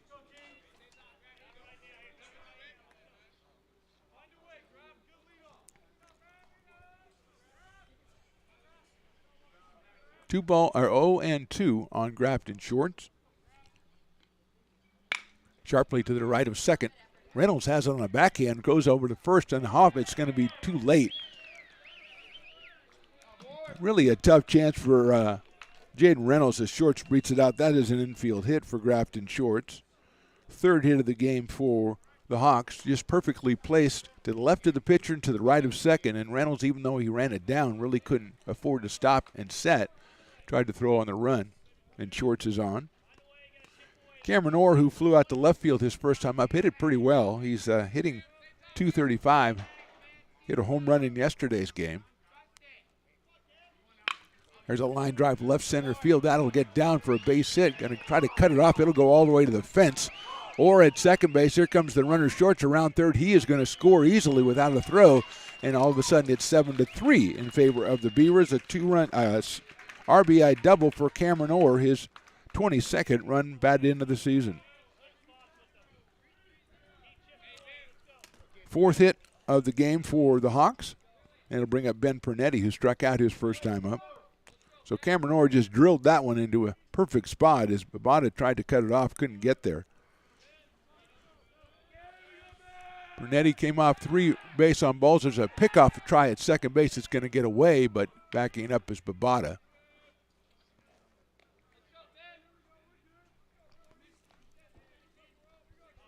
Three runs on 3 hits in the last 2 innings for the Hawks. Brunetti with a home run and 8 runs batted in, coming in at 178. Robert Perry on deck.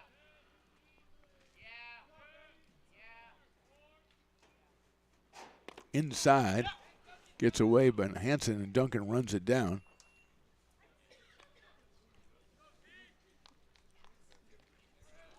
One ball, no strikes on Ben. Wearing number 44 for the Hawks, whose warm-up jerseys were very Houston Astro color, but regular jersey, not that much in the regular jersey look, kind of grayish.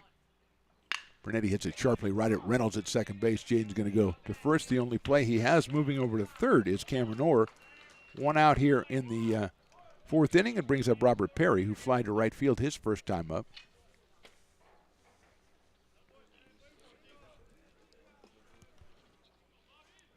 Robert out of Del Campo High School, just a freshman.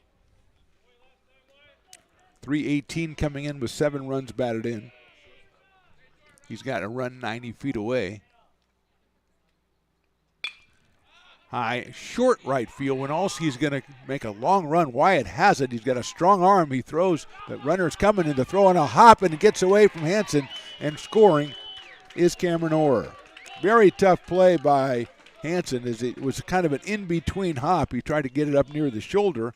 It hopped over his shoulder, and it's a sacrifice fly for Perry.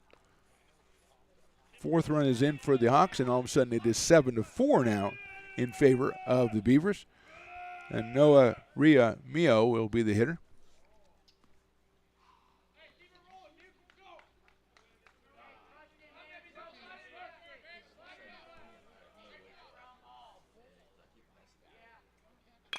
Chop foul at the plate.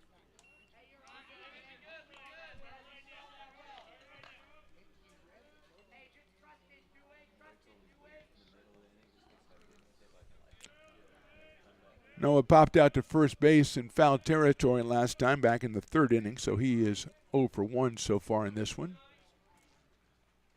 Pops that one out of play, 0-2.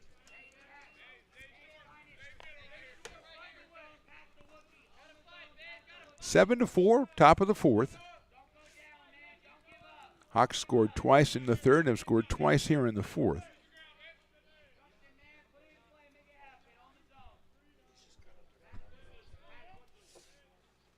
In the dirt. 1 ball, 2 strikes.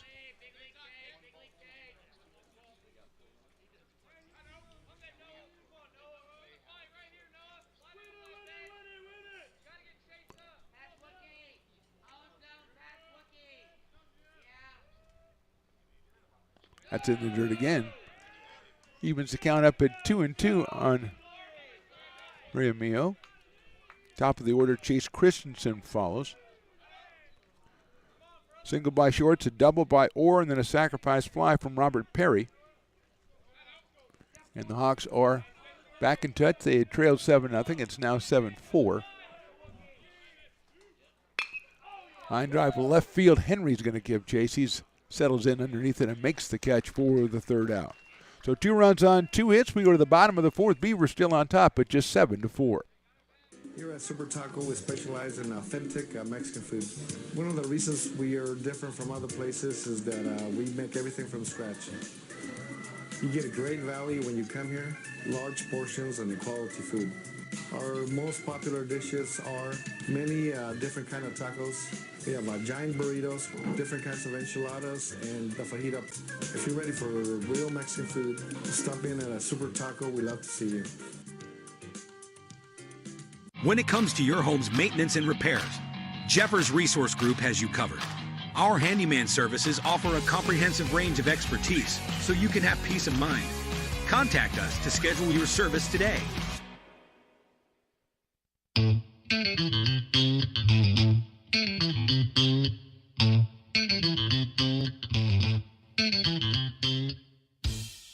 Oh, I love baking. I've been doing it my whole life.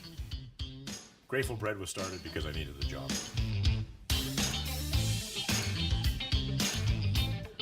Personally, the most rewarding part is about eating it.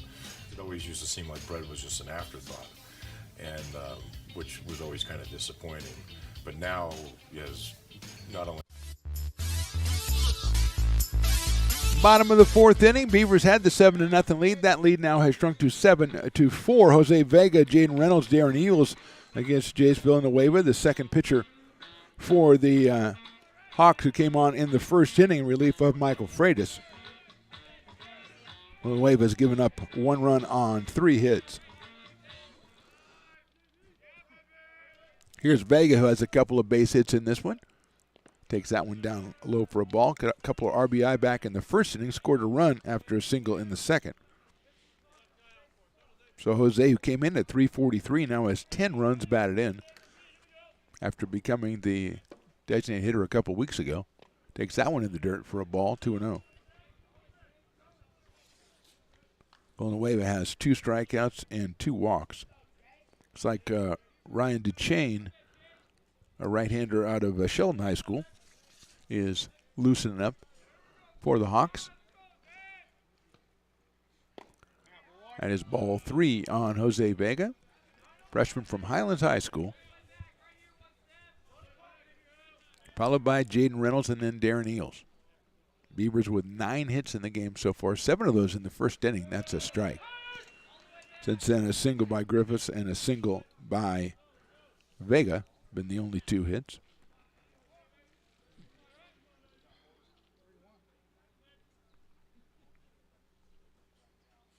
That's fouled out of play.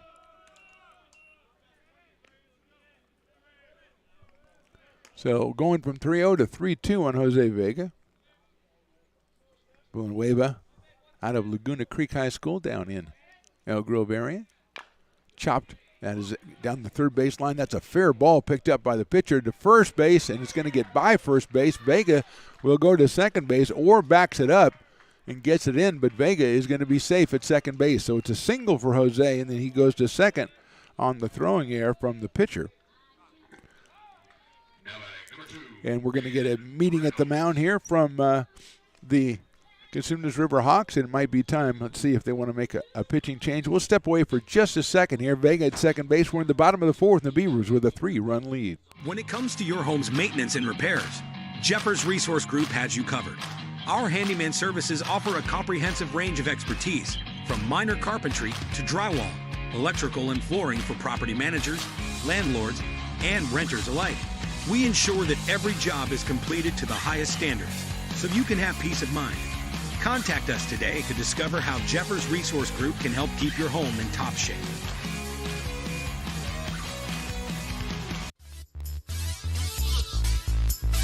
Meeting at the mound is over. Jace Villanueva is still on the hill for the Hawks, and he will be facing Jaden Reynolds, who headed to a fielder's choice in the first and grounded to second in the second. Left-handed second baseman, hitting .348 coming in. Hit well to right center field, giving chases, and he's not going to get there. He'll get all the way to the fence. Vega started up late. He's rounding third. Now he's going to be going ahead, and going into third is Jaden Reynolds. It's an RBI triple for Reynolds, and the Beavers pick up their 8th run. They lead it 8-4. Reynolds just turned on that one and got it by Orr in right field. And we are going to get a pitching change. A good time for us to take a step away again. Beavers now on top 8-4. We're in the bottom of the fourth. We'll be back with that new pitcher right after this. Here at Super Taco, we specialize in authentic Mexican food. One of the reasons we are different from other places is that we make everything from scratch. You get a great value when you come here, large portions and quality food. Our most popular dishes are many different kind of tacos. We have giant burritos, different kinds of enchiladas, and the fajita. If you're ready for real Mexican food, stop in at a Super Taco. We'd love to see you. When it comes to your home's maintenance and repairs, Jeffers Resource Group has you covered. Our handyman services offer a comprehensive range of expertise, so you can have peace of mind. Contact us to schedule your service today.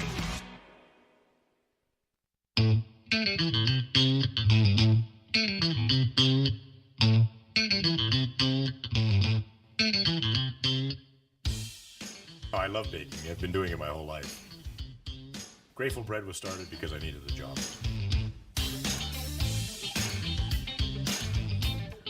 Personally, the most rewarding part is about eating it. It always used to seem like bread was just an afterthought, and which was always kind of disappointing. But now, as not only people, foodies and people eating, they're expecting better quality, and people notice it, they can see it.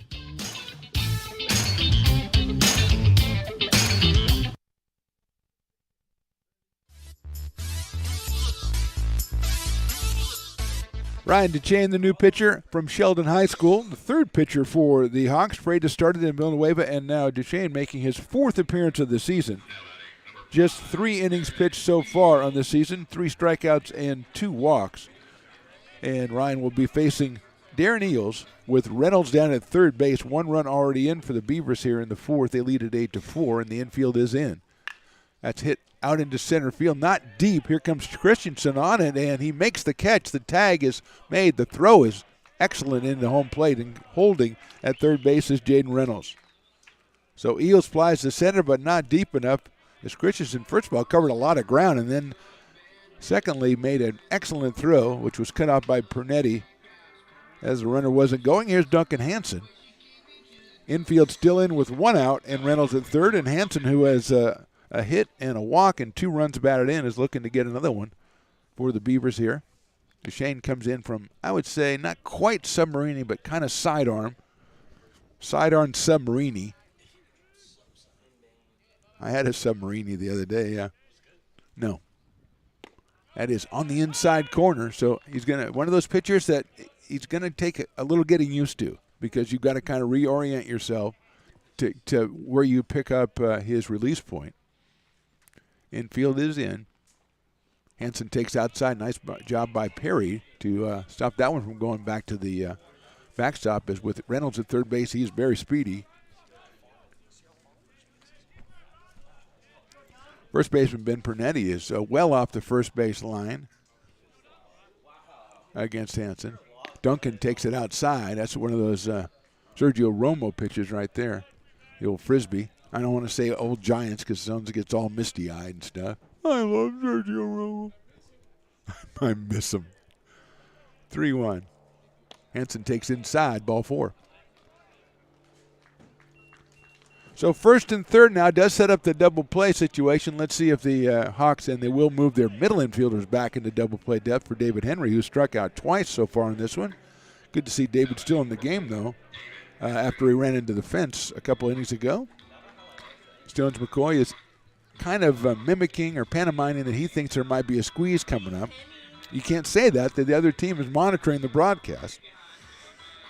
Beavers have scored once already. Reynolds at third now. Duncan Hansen over at first. Let's see if Duncan takes off. Here's the pitch. He does not, and it's outside for a ball. The only problem with the Frisbee ball, if you don't, you're not really locating it, patient hitters, they don't offer at it when it's out of the strike zone.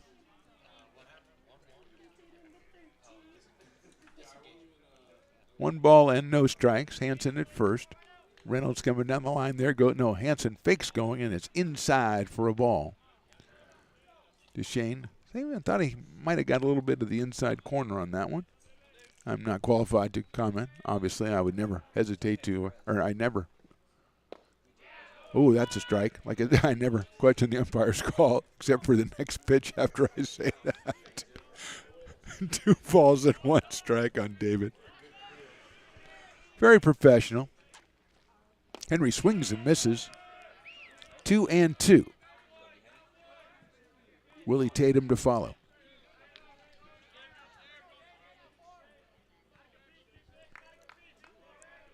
The third pitcher to Shane. Breaking ball swung on and missed.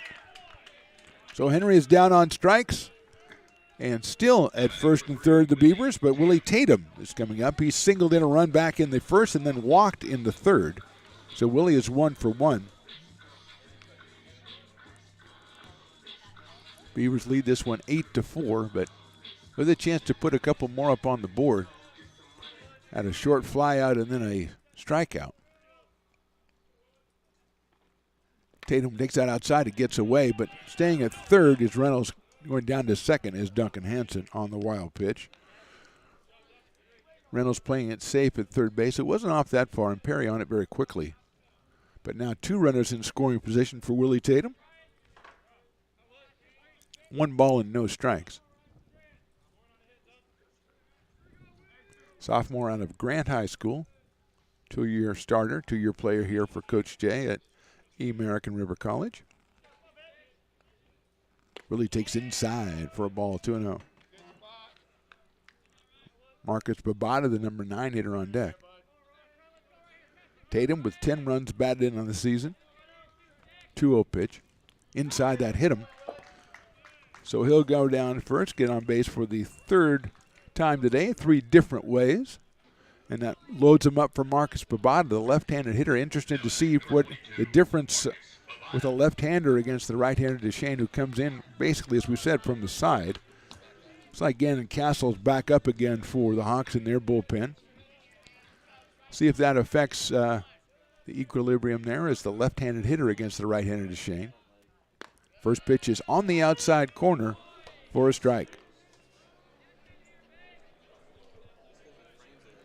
Bases loaded, 2 outs here in the fourth. Beavers lead at 8-4. Bada takes on the outside corner again, 0-2.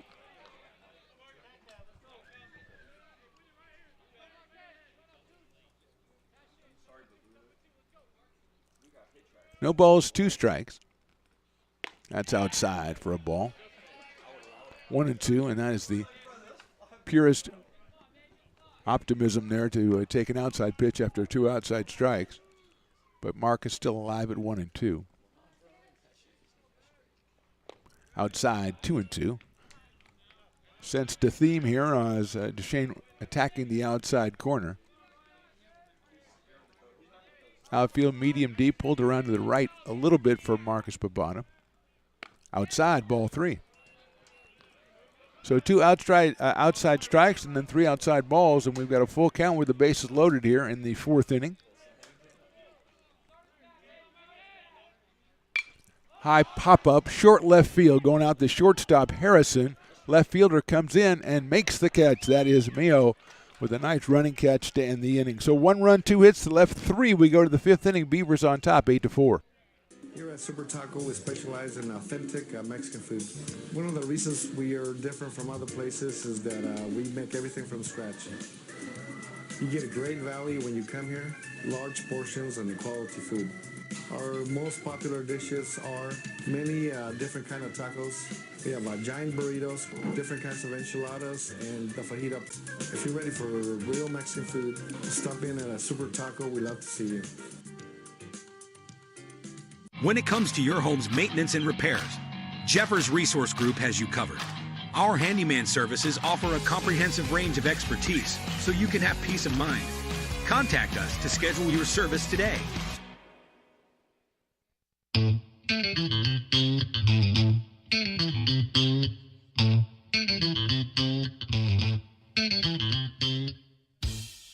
I love baking. I've been doing it my whole life. Grateful Bread was started because I needed the job.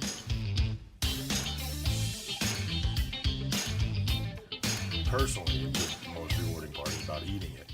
It always used to seem like bread was just an afterthought, and which was always kind of disappointing. But now, as not only people, foodies and people eating, they're expecting better quality, and people notice it, they can see it.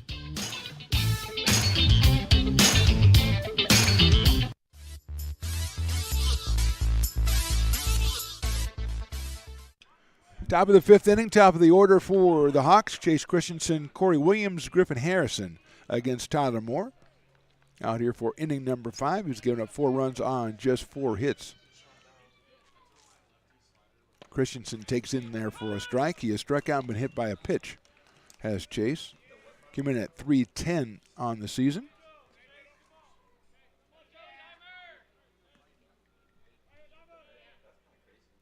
Swinging a foul at the plate, so it's 0-2.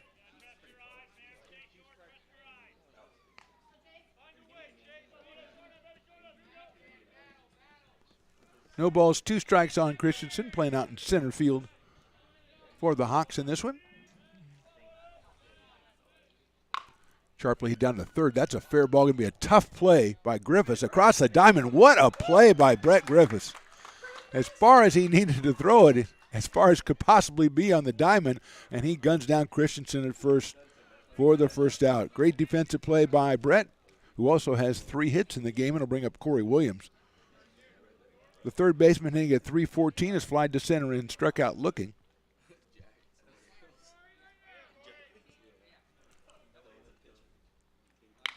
Pop up.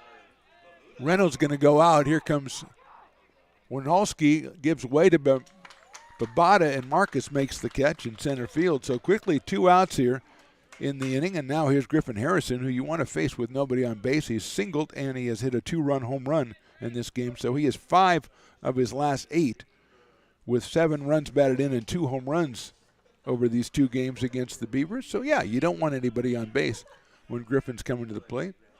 The big right-handed hitting shortstop takes high and inside for a ball out of Vacaville High School, which we have established in an earlier at-bat, is in Vacaville, California. Down the freeway there. Maybe in a 707, perhaps. 707, line drive, up the middle, base hit. Third hit for Harrison out of the 5 that the Hawks have in this game, and they'll bring up Noah Cantor, who has flied to right twice. Right-handed hitting DH is 0 for 2, hitting .260 on the year. Does have 3 home runs. Has driven in 28. Oak Grove High School, just a freshman. Fastball is down low for a ball, 1-0. Grafton shorts on deck.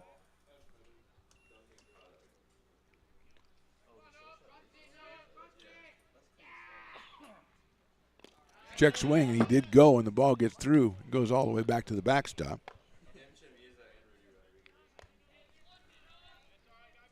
Is 1 ball and 1 strike. I want to make sure. Yes, it is 1-1. But Harrison now in scoring position at second base with 2 outs. Cantor had 2 runs batted in yesterday's game.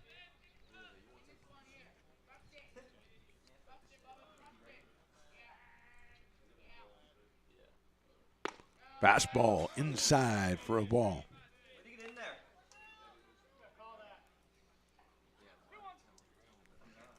Two balls, 1 strike.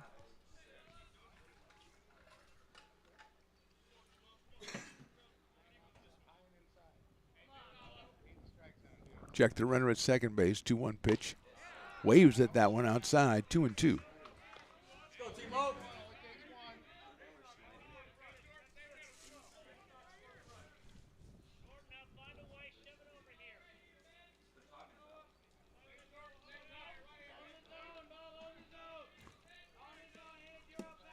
Moore checks the runner at second base, 2-2 pitch. Swung on and missed. Big strikeout by Tyler Moore. We go to the bottom of the 5th. Beavers on top, 8-4. Hi, I'm Monica from Ace Body Shop in Town. We are a family-oriented business. We've been in business for over 30 years. We are located downtown Lincoln at 333 Lincoln Boulevard in Lincoln, California. We do automotive repair and 24-hour towing. Our phone number is 916-645-2859, or you can find us on the web.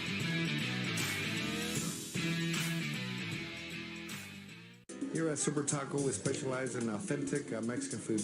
One of the reasons we are different from other places is that we make everything from scratch. You get a great value when you come here, large portions and quality food. Our most popular dishes are many different kind of tacos. We have giant burritos, different kinds of enchiladas, and the fajita. If you're ready for real Mexican food, stop in at a Super Taco. We'd love to see you.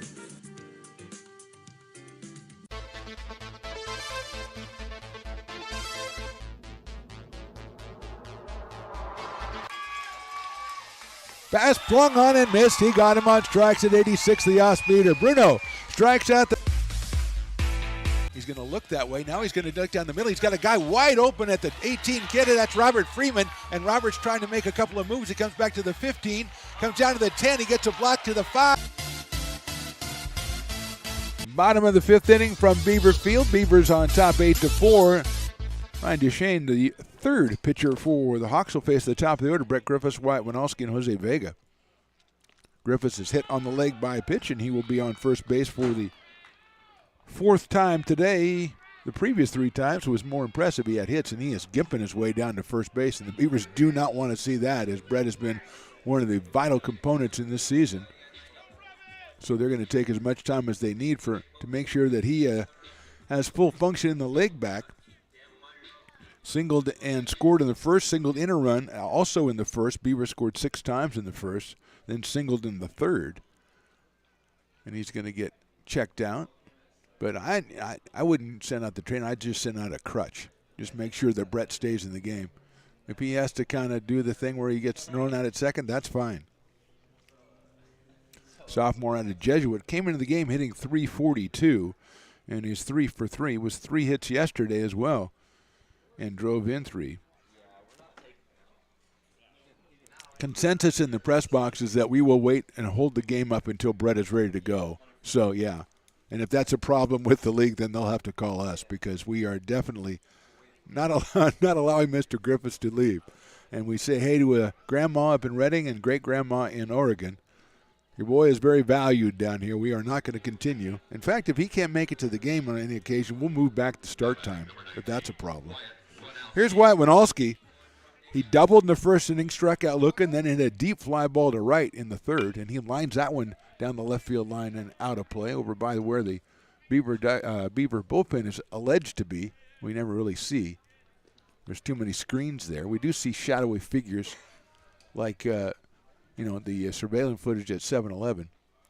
Winalski takes outside. 1-1 on Wyatt, hitting .250 coming in.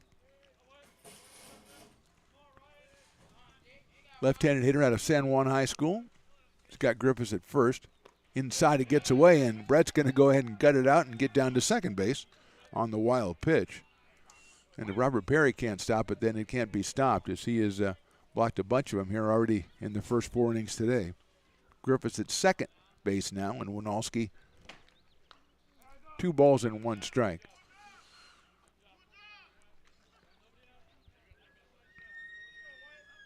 Jones McCoy was out of the booth doing some research, doing some reconnaissance for us.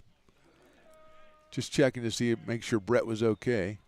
That's a good-looking pitch in there for a strike. Looks like Andrew Lockhart and Gannon Castle. Chopper down to first base. Scooped up down there. Nice play by Pernetti. He's going to get Winalski, but Wyatt moves the run along as Brett goes into third base. So he is at third with 1 out. Beavers couldn't bring runners in from third with no outs back in the fourth. They got 1, but they had another one sitting there. And it'll bring Jose Vega, who has 3 hits in this game. He singled in 2 runs in the first, then singled and scored in the second. Had an infield single and went to second on an error on the throw, and then eventually scored back in the fourth. So Jose, 3 for 3, 2 RBI, and 2 runs scored. He's got a runner down at third, infield in, and he takes a Frisbee pitch outside for a ball, 1-0. The freshman out of Highlands hitting .343 coming into the game, picked up RBI number 9 and 10. Pops that one up. That's not going to be deep enough. Christensen coming in. He's still coming in, and it's going to drop for a base hit. They pick it up, but it's not in time. Griffiths will score on the Vegas. 4th hit of the game, and that one is perfectly placed as Christensen playing very deep. Couldn't come in and get it. Griffiths scores the Beavers' 9th run. Another RBI for Vega gives him 3 today. He is 4 for 4 with 3 RBI, and Jaden Reynolds comes to the plate. Jaden had a fielder's choice in the first, grounded to second in the second, then had a triple and drove in a run back in the 4th inning. Swings and fouls that one off. His 12th run batted in the season for Jaden. Came into the game at .348.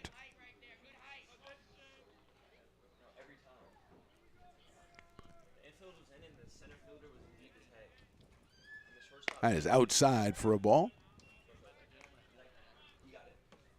1-1 on Jaden.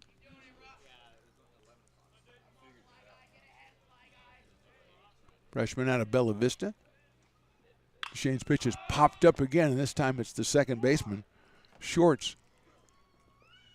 Waits for it to come down and makes the catch over his head for the second out. 2 outs, and Darren Eels will be the hitter. Darren's doubled, hit a sacrifice fly, and flied to center, so he is 1 for 2 in this one. Picked up RBI number 19 back in the second inning.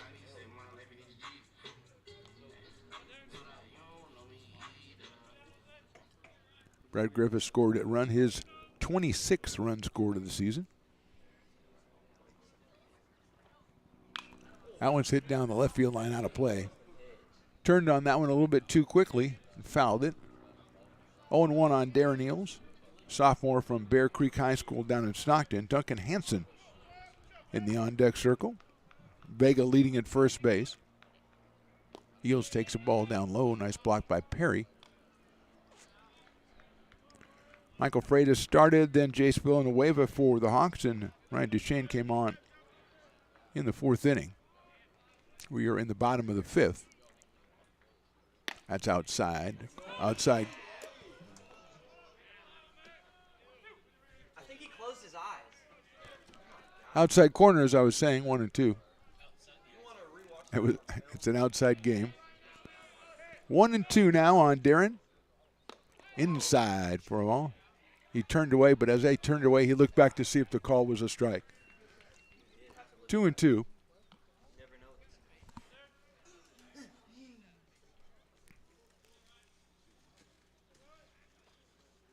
Line drive, that's foul. Hit very hard down the left field line. We'll do it again at 2 balls and 2 strikes. Beavers with 6 in the first, 1 in the second, 1 in the fourth, and 1 here in the 5th. Eels takes ball 3. 2 in the third and 2 in the fourth for the Hawks. Tyler Moore came out and shut them down on 1 hit back in the 5th. So he has gone through 5 innings. 3-2 pitch. A little squibber up the middle, and Harrison will make the catch in short left center field for the out. So Beavers score once in the 5th. We go to the top of the 6th. They lead at 9-4. Here at Super Taco, we specialize in authentic Mexican food. One of the reasons we are different from other places is that we make everything from scratch. You get a great value when you come here, large portions and quality food. Our most popular dishes are many different kind of tacos. We have giant burritos, different kinds of enchiladas, and the fajita. If you're ready for real Mexican food, stop in at a Super Taco. We love to see you. When it comes to your home's maintenance and repairs, Jeffers Resource Group has you covered. Our handyman services offer a comprehensive range of expertise so you can have peace of mind. Contact us to schedule your service today.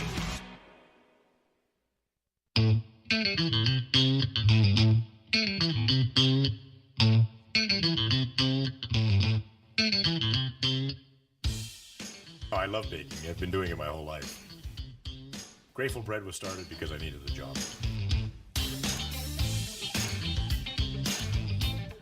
Personally, the most rewarding part is about eating it. It always used to seem like bread was just an afterthought, and which was always kind of disappointing.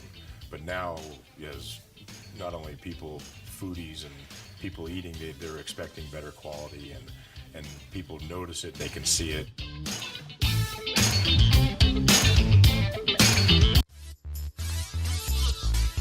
Top of the 6th inning from Beaverfield. Mark the Phantom Low here with you. Stones McCoy on the controls. Chris Toy on assignment to get him ready for the rest of the season. He will be back with our next broadcast, which is Saturday. We'll do a doubleheader against San Joaquin Delta. That'll be a softball doubleheader for the Beavers. Here's Grafton Shorts. The first hitter swings and misses. Fouls into the catcher's glove. To be more precise, 0-1 on Grafton, who has walked and singled in this one. That's a noon doubleheader on Saturday, Beavers and the Mustangs. Fastball misses outside. Tyler Moore sitting between 85, 86, and 89 so far on the Jugs gun. So getting it up there pretty well. Swung on and fouled, 1-2.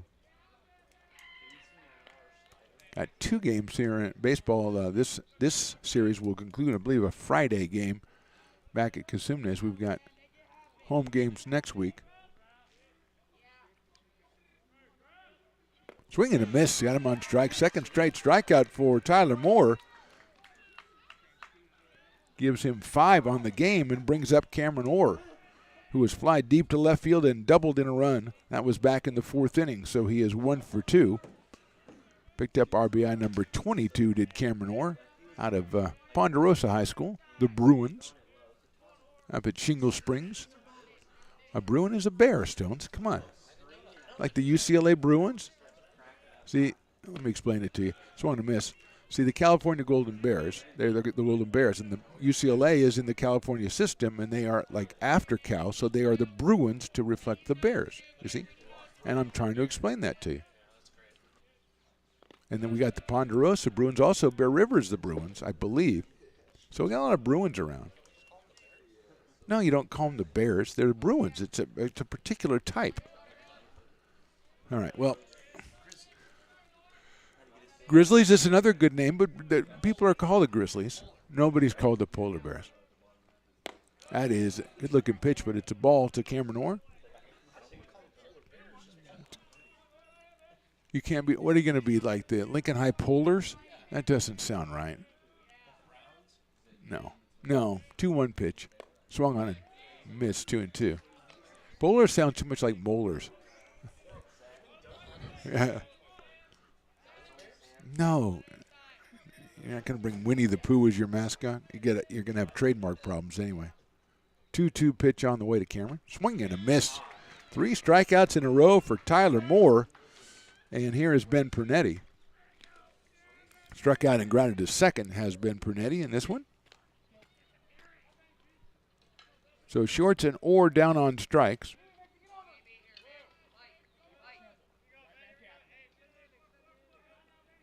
Six strikeouts now for Tyler Moore. Pernetti takes a fastball inside. 1 ball and no strikes.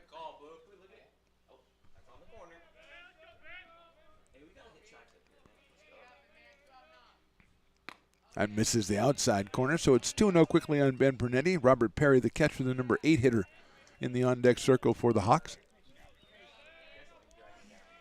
You still have activity in their bullpen. Again, shadowy figures in the Beavers bullpen. That's down low for a ball. Tyler Moore have to be getting up near, I would say, in the 85 to 90 pitch range. But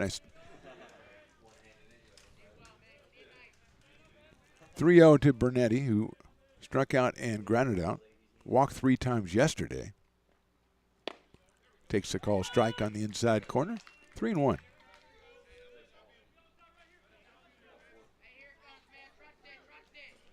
Beautiful day out here at Beaver Field. A little bit of breeze, but nothing too bad. 3-1 pitch. Hit sharply down to first. Willie Tatum stays down, picks it up. He's going to flip it over to the pitcher covering, and Tyler Moore, another excellent inning. 1, 2, 3. We go to the bottom of the 6th. Beavers stay on top, 9-4. Lincoln Potters Baseball. Placer County's best-kept secret is back for another exciting summer at historic McBean Stadiums. Loaded with fun for the whole family, local beer, wine, and eats. Fireworks, giveaways, theme nights, kids zone, and more. Come join in the fun and enjoy small-town baseball with Major League Entertainment. Tickets on sale now at LincolnPotters.com. Lincoln Potters Baseball. Come on out and join in the fun.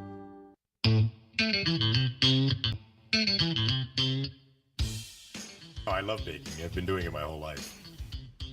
Grateful Bread was started because I needed the job. It always used to seem like bread was just an afterthought, and which was always kind of disappointing. But now, as not only people, foodies and people eating, they're expecting better quality, and people notice it, they can see it.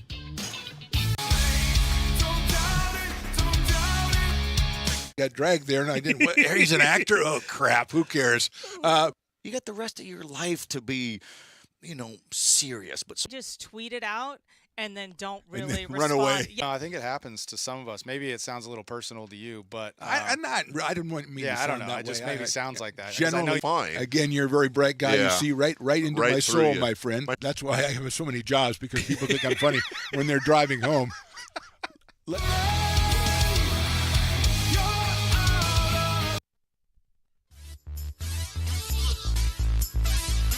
Bottom of the sixth, new pitcher for the Hawks, Andrew Lockhart, making his 11th appearance. The freshman, 21 and 2/3 innings, 17 strikeouts, 12 walks, a 6.23 ERA, and he is 1-1 on the season. So he will come out and face the Beavers. Duncan Hansen, David Henry, Willie Tatum, 6, 7, and 8.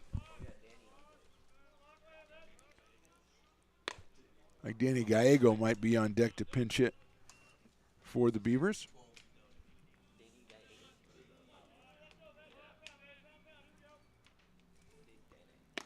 Fastball on the corner for a strike. So Hansen, then Danny Gallego, and then Willie Tatum.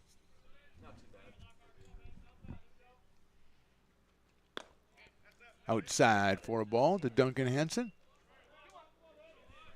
2 balls and 1 strike on Duncan, who has doubled in 2 runs in the first, then walked in the second, and walked in the fourth. Takes it inside for a ball, 3-1.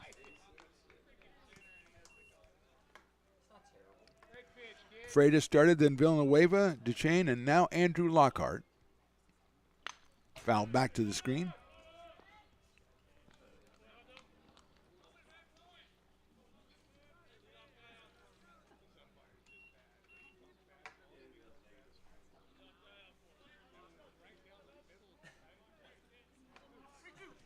Three balls, 2 strikes on Hansen. We are in the bottom of the 6th inning from Beaver Field. That is high, ball 4. So Hansen has a 2-run double and 3 walks on the day, and that will bring up the pinch hitter Danny Gallego. Now batting number 12, Danny Gallegos. Andrew Lockhart is a freshman from Antelope High School, and Danny Gallego is making his first appearance of the game for the Beavers. Batting for David Henry with Hansen at first base. He shows bunt, pulls it back, and it's outside. It is go. The effort was there. Danny hitting at 206. Takes high for a ball. So it's 2-0 on Danny. Willie Tatum to follow. Beavers with 6 in the first and then single runs in the second, fourth, and fifth to offset 2 in the third and fourth for Cosumnes. And is down low. 3-0.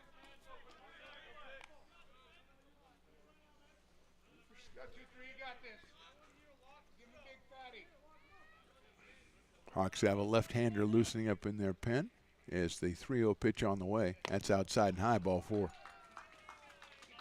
So a couple of walks by Lockhart here as he enters in the bottom of the 6th and puts runners at first and second, brings up Willie Tatum. That is Gannon Castle, the left-hander, who has been up and down all game, it seems like, for Cosumnes. But now with Tatum up here, with 2 on and nobody out, we think we'll see Willie try to drop one down. He has singled in a run in the first, then he walked in the third, and he was hit by a pitch in the fourth. So he's had a busy day at the plate already, the sophomore out of Grant High School. 10 runs batted in the season, came in at 153. Pernetti is up at first base, anticipating the bunt. Let's see if it is. He does not bunt. He swings and fouls it off the catcher's mask back to the screen. 0-1 on Willie Tatum. Looks down at Coach Jay, coaching at third base. Corey Williams at third base, kind of even with the bag, and Pernetti at first, still up on the infield grass. Here's the pitch. Fouled back to the screen, so no thought of the sacrifice from Willie Tatum. 0-2.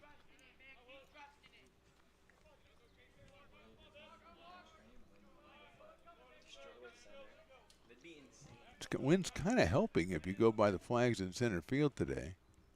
Tatum fouls that one off down the right field line off the screen. Stays 0-2 on Willie. Marcus Babada on deck, the number 9 hitter.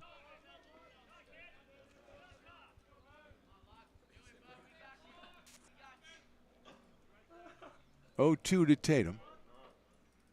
Takes it outside corner, call strike 3. And Tatum immediately looking back as that one looked to be headed outside.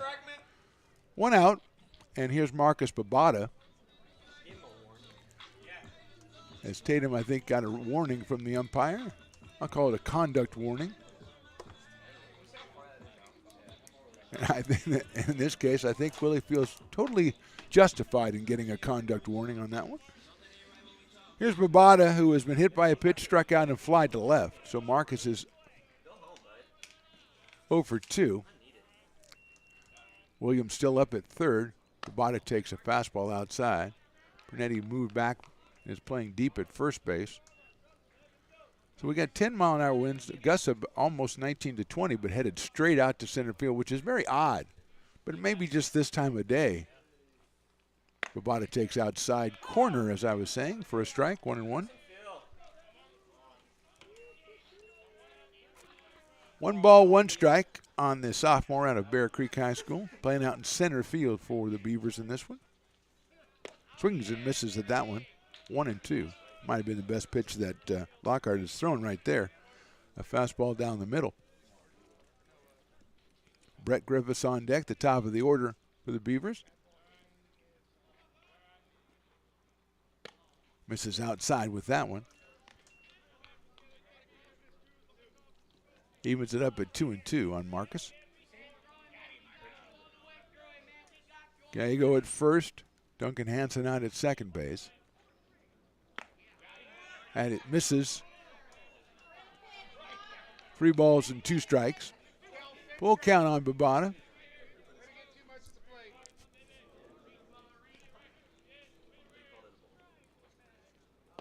Takes it, calls, strike 3.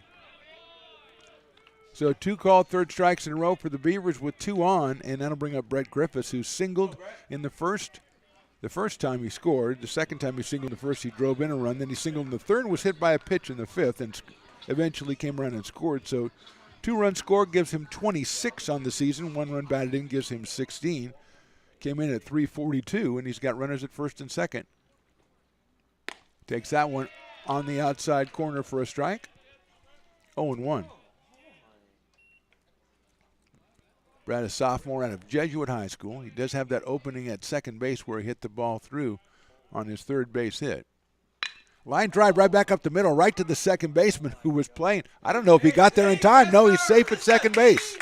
Great play by Shorts to get the ball. Then he ran to try to get the force play, and it will be a base hit for Griffiths. It will load the bases, and it will bring up Wyatt Winalski. That was a shot right back up the middle through Lockhart, but Shorts playing right in the right place, got it on the outfield grass almost and tried to get to second. And credit to Danny Gallego for getting down to second base in time. And it's the bases loaded now. Here's Winalski. Takes a strike down the middle. Wyatt is doubled, struck out, fly deep to right, and grounded to first. So he is 1 for 4 with a run scored. Was 1 for 5 with a run scored yesterday. That's in the dirt, gets away. Coming in is Hansen. The throw to the pitcher covering, it's wild, and Hansen score. Here comes the second run around. The throw to the plate, tag, it's too late. And Danny Gallego scores from second base, and the Beavers score twice here in the inning on the wild pitch, and that now lead it 11-4. Brett Griffith's going to end up at third base. It'll be a wild pitch. And then an error on the throw from the catcher that allows Gallego to score. Second error on the day for the Beavers. Winalski takes inside. Did he go? He did not. Looked like he might have. So a big break right there as the ball got away. Very aggressive from Duncan Hansen to go right away. And he was going to score anyway, the throw being off the mark. And Gallego very alertly kept on going and beat the throw to the plate. Inside for a ball. We think it's 3 balls and 1 strike. There's a lot of confusion, a lot of craziness going on. Beavers have scored twice in the inning. Winalski takes ball 4. That gets away, but not far enough. As Griffiths, good job to hold up on that. And that brings up the hottest hitter, or one of the hottest hitters for the Beavers. 4 hits for Jose Vega today, and he comes up to the plate for the 5th time. And we're going to have a meeting at the mound, and we'll take a break. We're going to have a pitching change. We look for Gannon Castle to end of the game. We are in the bottom of the 6th. Beavers have scored twice. They lead at 11-4. Hi, I'm Monica Monica from Ace Body Shop and Towing. We are a family-oriented business. We've been in business for over 30 years. We are located downtown Lincoln at 333 Lincoln Boulevard in Lincoln, California. We do automotive repair and 24-hour towing. Our phone number is 916-645-2859, or you can find us on the web.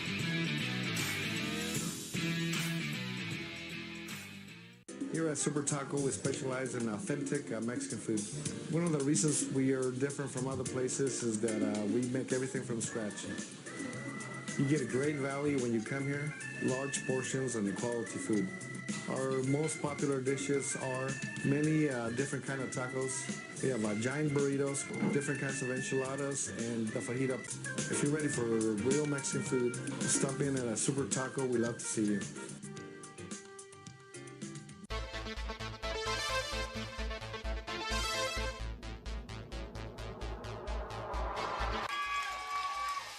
Pass swung on and missed. He got him on strikes at 86, the off-speeder. Bruno strikes out the... He's going to look that way. Now he's going to duck down the middle. He's got a guy wide open at the 18 kid. That's Robert Freeman. And Robert's trying to make a couple of moves. He comes back to the 15, comes down to the 10. He gets a block to the 5.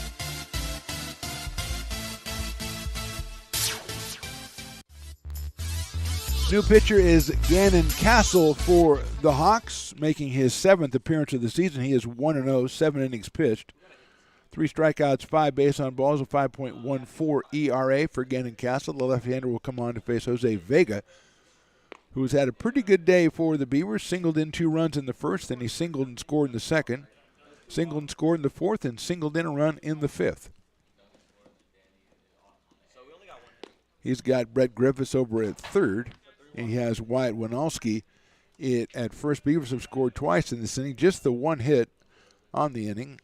3 base on balls issued by the Hawks, and then the wild pitch throwing error resulted in the 2-run scoring. Vega at 343 coming in. The freshman from Highland strides up to the plate, and we are ready to go. 3 for 6 with a home run yesterday for Jose. 4 for 4 with 3 runs batted in today and 2 scored. He has now 11 RBI on the season. He does have Griffiths down at third base. First pitch is high for a ball from Castle.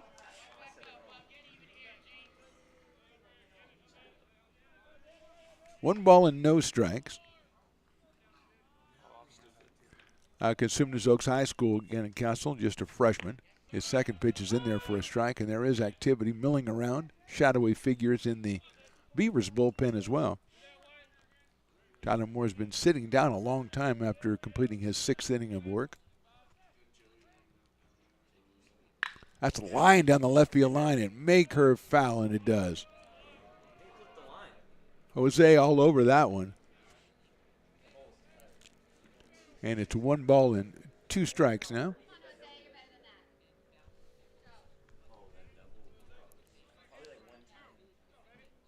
Griffiths at third, at first Wyatt Winalski.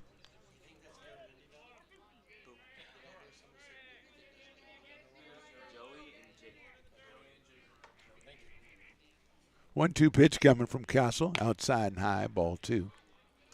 2-2. Winalski looking to stay put over at first base and give Jose Vega a chance to swing the bat here. Joey Garrienti warming up for the Beavers. That one is outside and high. Curveball got away from Castle. Full count on Jose Vega with Jaden Reynolds to follow. Winalski will be taken off from first. There he goes. The 3-2 pitch is popped up out of play by Vega on a pitch which was probably ball 4, but he couldn't afford to wait and see. Wyatt Winalski will have to go back to first, although I wouldn't fault him for trying to stay at second and see if everybody's paying attention. Sometimes, sometimes you get so fixated as an umpire, you're not really looking at the run. You figure, well, he'll do what he's supposed to do, and you kind of count on the goodness of man, and that is just a mistake. We'll do it again with a full count. Here it is. Fouled off again. Now I definitely would try staying there this time. It's not a deception. It's just fatigue. That's why when I was playing, I cut down the running as much as possible. Sometimes I made outs on purpose so I wouldn't have to run. At least that's what I told myself. Hopped up. This is a fair ball in right field. Orr is giving chase over by the line. He makes the catch after a long run for the out. So 2 runs, 1 hit, left 2. We go to the top of the 7th inning. Beavers now on top 11-4. When it comes to your home's maintenance and repairs, Jeffers Resource Group has you covered. Our handyman services offer a comprehensive range of expertise, from minor carpentry to drywall, electrical and flooring for property managers, landlords, and renters alike. We ensure that every job is completed to the highest standards, so you can have peace of mind. Contact us today to discover how Jeffers Resource Group can help keep your home in top shape.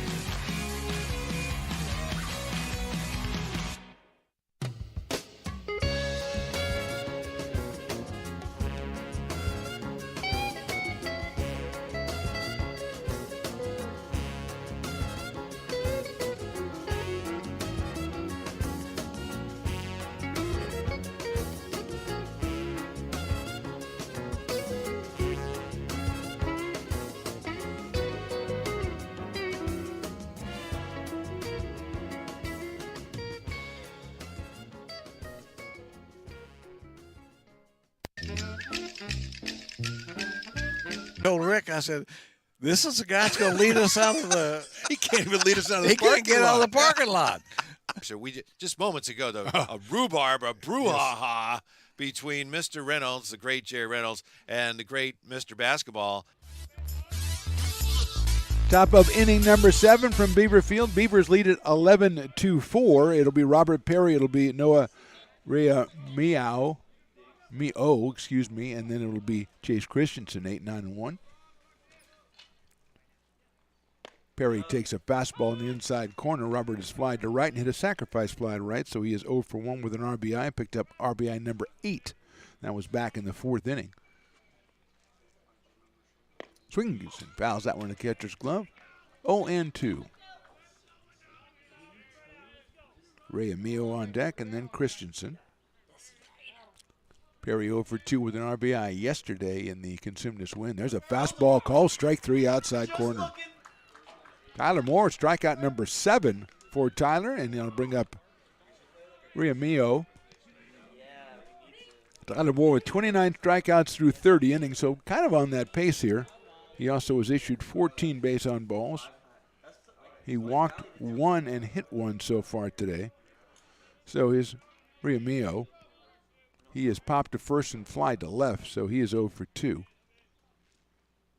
First pitch is down low, outside for a ball, 1-0.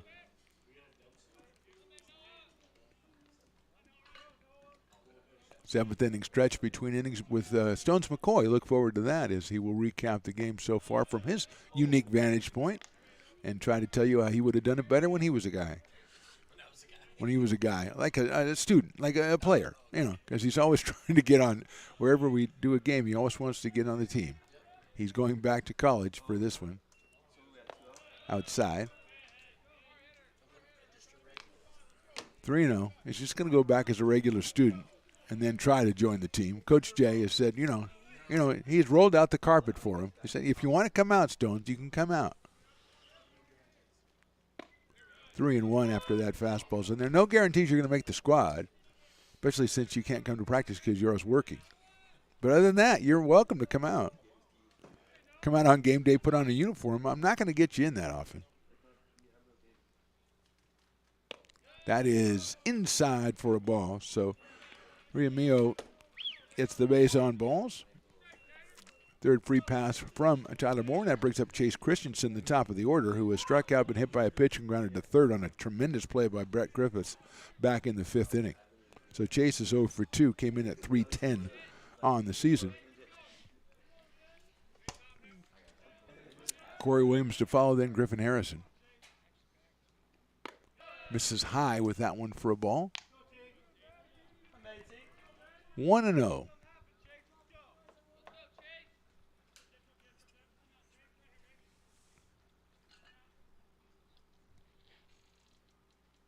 Swinging and a miss at the fastball.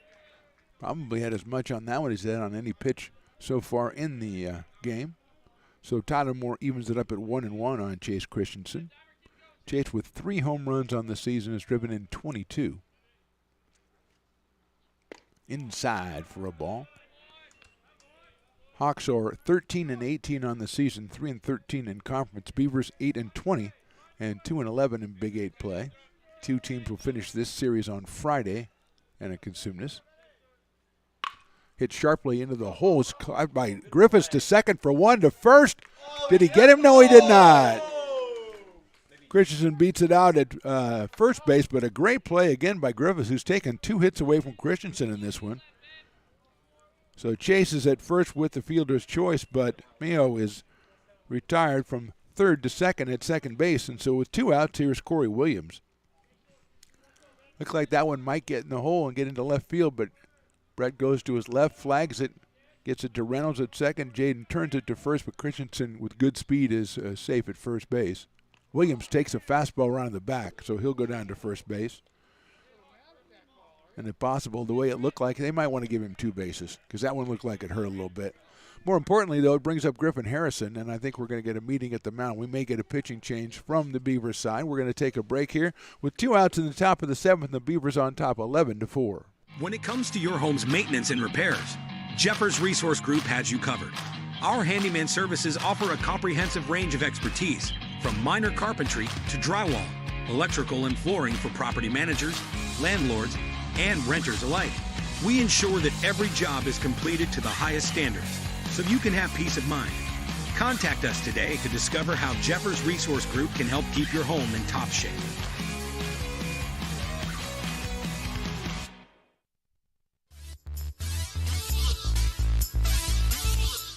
Meeting at the mound is over. Meeting in the press box also over, as we all were discussing what we would do in this situation, and I was right. That's all that needs to be said. We don't need to go into any details or anything. So Griffin Harrison is singled twice and homered with 2 on here in the 7th inning. First pitch is a ball. Out of Vacaville High in Vacaville, California, we've established that. Singled in the first, 2-run homer in the third, and then singled again in the 5th. Came in at 311 and hit his 6th home run of the season. Swings and misses at that one. 1 ball and 1 strike. Had a home run yesterday. We had a guy, was it Blaine French, I think, who homered against us, number 99, who homered against us 3 games in a row. I didn't care for that. I did not care for that in the slightest. I'm going to call his professor and get him thrown out of school. Fastball on the outside corner, strike 2. 1 ball and 2 strikes.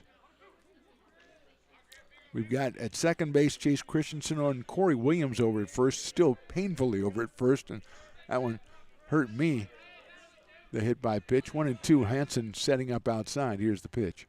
Hits the outside corner, no, but he hit his target perfectly. 2-2. 2 balls and 2 strikes. 2 outs here in the 7th inning. Tyler Moore on the hill for the Beavers. That one a little overthrown outside and low. 3-2. Noah Cantor on deck. 0 for 3 so far in this game, but he does have 3 home runs on the season.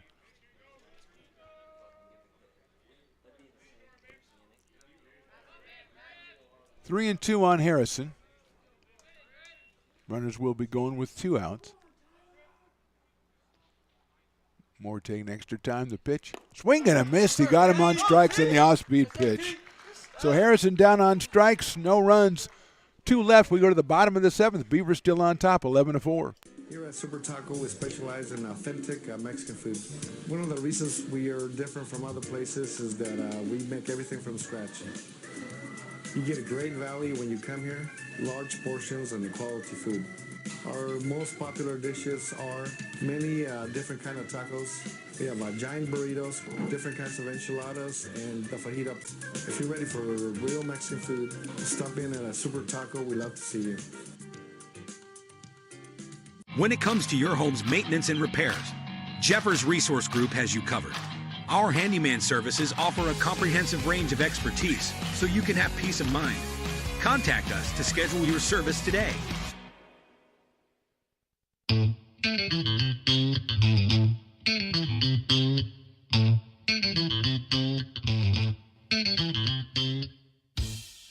Oh, I love baking. I've been doing it my whole life. Grateful Bread was started because I needed the job.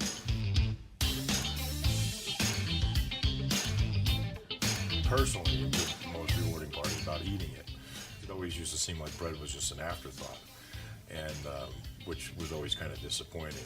But now, as not only people, foodies and people eating, they're expecting better quality, and people notice it, they can see it.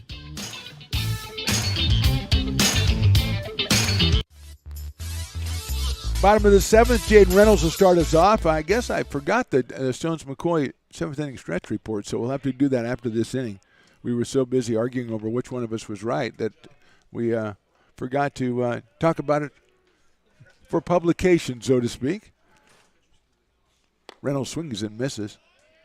1 ball and 1 strike on Jaden, who was hit to a fielder's choice, grounded to second, tripled in a run in the fourth, and then popped to second in the fifth. So he is 1 for 4. Gannon Castle pitches inside. Did he go? And he did not. I say he did, but I'm not going to tell anybody because what if they research it and find out that I'm right and it's a strike against us? So I can't say anything.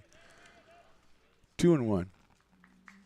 That one is down low for a ball. 3-1. Castle, the 5th pitcher for the Hawks. They had Freitas, Villanueva, Deschain, Lockhart, and now Gannon Castle. It's ball 4.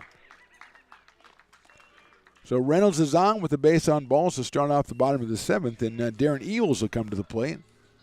Darren has doubled, then hit a sacrifice fly, flied to center, and popped to short.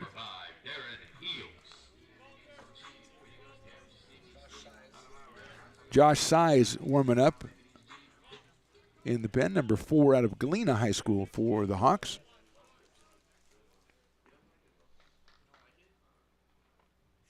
Outside for a ball. That would make Josh the 6th pitcher if he comes in. It also would make me have to figure out if that's the right way to say his name, CZYZ. It's either CZ or Size. I like Size. That's good. Is that what I said? Popped up, out of play. Well, when you have 2 Z's, you can have 1 Z be silent. So it means Psy. So CZY is Psy. I like that. A very good job by the linguist, Mr. Stones-McCoy. Swing and a miss, off speed pitch from Castle, and Eels is behind in the count, 1-2. Darren at 219 coming in, picked up RBI number 19 back in the 2nd inning. Had a hit and RBI in yesterday's game as well, won by the Hawks. Swing and a miss. Castle gets the strikeout for the first out here in the 7th. And it will bring up Duncan Hansen, who's been very busy today. A 2-run double in the 1st and walked in the 2nd, 4th, and 6th. Scored a run in the 6th on a wild pitch. Duncan was 2 for 3 yesterday, scored 3 times yesterday, so 5 runs scored in less than 2 games, or fewer than 2 games. Watches that one on the inside corner for a strike, 0-1. Danny Gallego, who hit for David Henry back in the 6th and took over in left field, on deck. Short lead at first by Reynolds. Castle's pitch misses for a ball, 1-1. Wind still blowing out. Says 10 miles an hour. It seems like a little high. Okay, 10-15. Hansen pops that one up right side. It's going to be a long run for Orr going out to second baseman. The dive, he can't make the play. It drops in safely, and getting to second base is Jaden Reynolds. So it's the 2nd hit of that type for the Beavers today. Just a pop fly that the outfielder was too deep, couldn't get there and get it. So Hansen gets himself a base hit, his 2nd. Reynolds played it perfectly. He was able to make it to second, even though he wasn't off too far, and he is at second base. And that'll bring up Danny Gallego, who walked in his only appearance back in the 6th and scored.，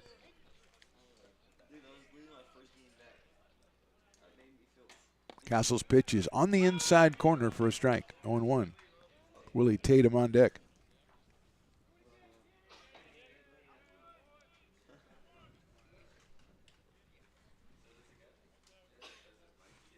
Short's very close to second base. There's a strike in there again to Danny Gallego. Grafton Short's the second baseman, playing very close to second, keeping the runner close.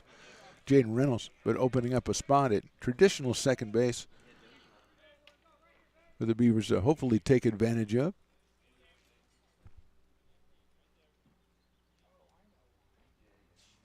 Popped up, giving chase to the catcher Perry, but it is out of play. We got our service dog is just kind of is very much chilling down there in the front row. We had a guy down the first baseline, but he's taken off. A little spaniel-looking guy that was down there, a little spaniel. He didn't look like he was going to stay the whole game anyway. He looked like he had something to do. Look out, that's inside. 2-2. You can always tell a dog has somewhere to be. You can tell, he's giving you his attention, but he's thinking of something else, because they do compartmentalize a lot, dogs. 2 balls, 2 strikes. Swing and a miss, he got him. Second strikeout of the inning for Gannon Castle. And with 2 outs and 2 on, here's Willie Tatum. The sophomore out of Grant singled in a run back in the first and later scored himself, then walked in the third, was hit by a pitch in the fourth, and took a call third strike back in the sixth that I think he's probably going to be thinking about for at least until the next game. First time up against Gannon Castle. Willie takes inside for a ball. Marcus Babata on deck to bat next, hopefully in this inning for the Beavers, who lead at 11-4. 6 in the first, 1 in the second, 1 in the fourth, and 1 in the fifth, 2 in the sixth. Willie Tatum asks for time as the ball is on the field. And I don't know how that ball got out there from the bullpen because they're facing the wrong way to have the ball go out in the field. And so I don't want to bring in whoever threw that pitch. I'm not the coach or anything, but if you throw it from the bullpen backwards onto the field, I don't want to see you in the game. I'm sorry. I'll speak to Coach Jay if I need to. Swing and a miss. 1 ball and 1 strike on Willie Tatum. Could it have gone in the field from a different method, a different mode, other than being pitched? No. No, I'm not taking any second guesses. I just want that guy to sit down in the bullpen.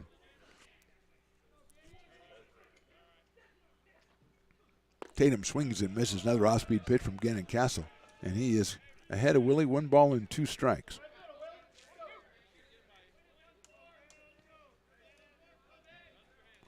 $14 hits for the Beavers in this one. Tatum hits it sharply to in the hole. Nice pickup by the third baseman. Goes to second for the out. That's Corey Williams, and that's an excellent play to get the force out. And if that ball gets through, that's a run for the Beavers. The fielder's choice to Tatum. Beavers don't score. We go to the top of the 8th. They are still ahead, 11-4. Hi, I'm Monica from Ace Body Shop in Town. We are a family-oriented business. We've been in business for over 30 years. We are located downtown Lincoln at 333 Lincoln Boulevard in Lincoln, California. We do automotive repair and 24-hour towing. Our phone number is 916-645-2859, or you can find us on the web.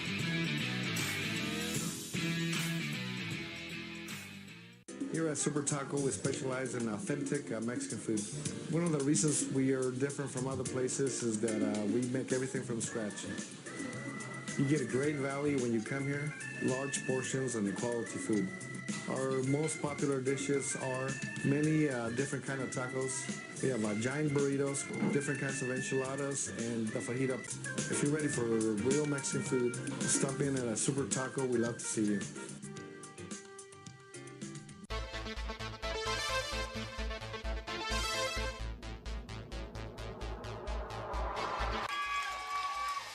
Fast swung on and missed. He got him on strikes at 86, the off-speeder. Bruno strikes out the...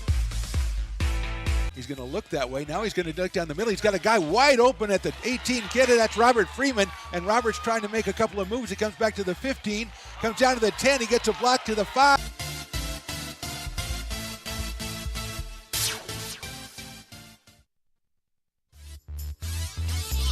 Top of the 8th inning, got a new pitcher. It's Jake Morrell, the sophomore for the Beavers. He is 0-1 on the season. This is his 11th appearance, 22 innings pitched, 19 strikeouts and 25 base on balls. He's relieving Tyler Moore, who went 7 innings, gave up 5 hits, 4 runs, walked 3, and struck out 8. So Tyler Moore delivering a very good performance against the Hawks team that put up 16 runs on 18 hits the game before. So he goes to the bench to try to sweat out his first win of the season. And meanwhile, Jake Morrell, the left-hander, will come on and face Noah Cantor, then Grafton Shorts and Cameron Orr. Cantor is 0 for 3 with 2 flyouts in this one, and Jake delivers a strike to start us off at no balls and 1 strike. Fly to right in the first, fly to right in the third, and a strikeout in the 5th for Noah. This is outside, does Jake Morrell.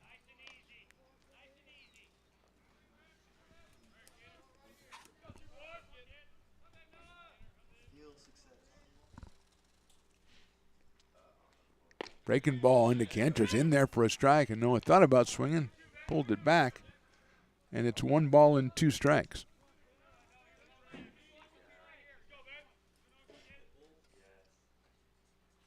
That one misses outside, 2-2. They were a little bit overthrown on that one. 2 balls and 2 strikes, starting out the top of the 8th inning. Beavers on top 11-4, trying to even this series at 1 before the finale on Friday. It sails away outside 3-2. 25 walks in 22 innings for Jake has been kind of the Achilles heel so far for the left-hander.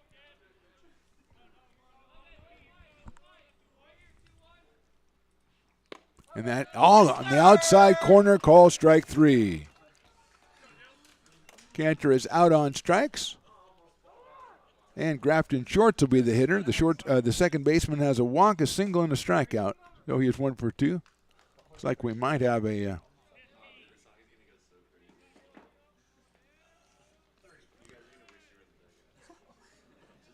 looks like that's Dylan Abid is going to hit for Dylan out of Pleasant Grove High School. We're in number 30.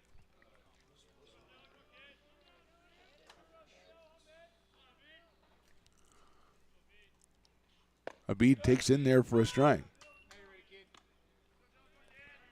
So Shorts ends the day 1 for 2 with a run scored.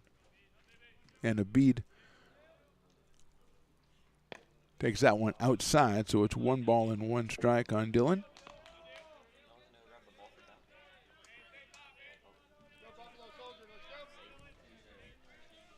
Left-hander against left-hander.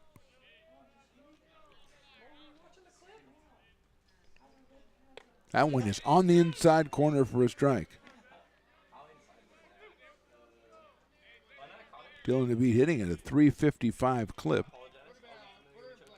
with 5 runs batted in for the Hawks, but he's behind the count 1-2. Hits it into left field right in the hole between third and short for a base hit. Perfect 2-strike hit by Dylan Abid, and he is at first base with 1 out. It'll bring up Cameron Orr.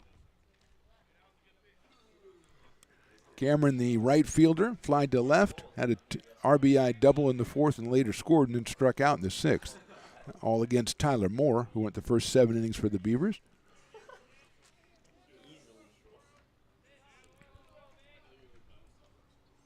That one is high and outside for a ball.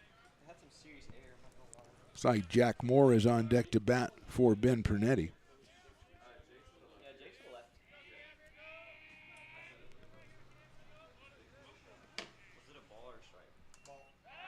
Morrell's going to go over to first base, and Abid dives his way back in.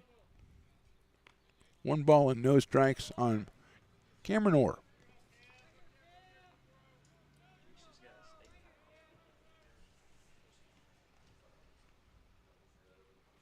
Breaking ball is fouled back to the screen.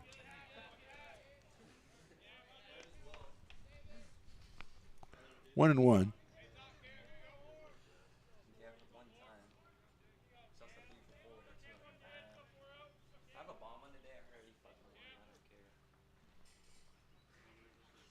Pass ball misses inside and low to Cameron Orr out of Ponderosa High School. 2:35 coming in today. 4 home runs, 21 batted in, make that 22 now. Had a home run in yesterday's game, won by the Hawks 16-11. Abid leading off at first base. Fastball is outside, the throw back to first base, not in time. 3 balls, 1 strike now.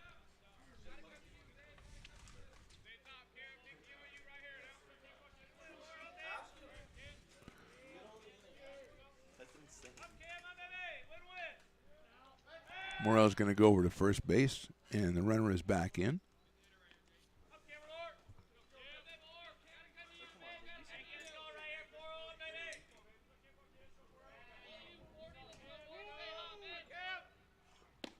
Check swing on the outside corner, call strike 2. 3 balls, 2 strikes on Orr.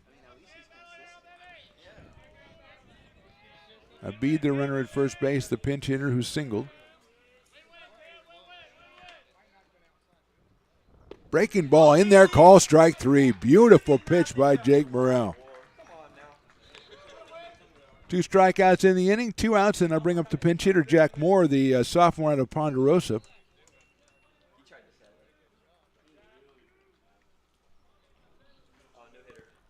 So Jack will come up here with 2 outs and 1 on. Whoever's after 40.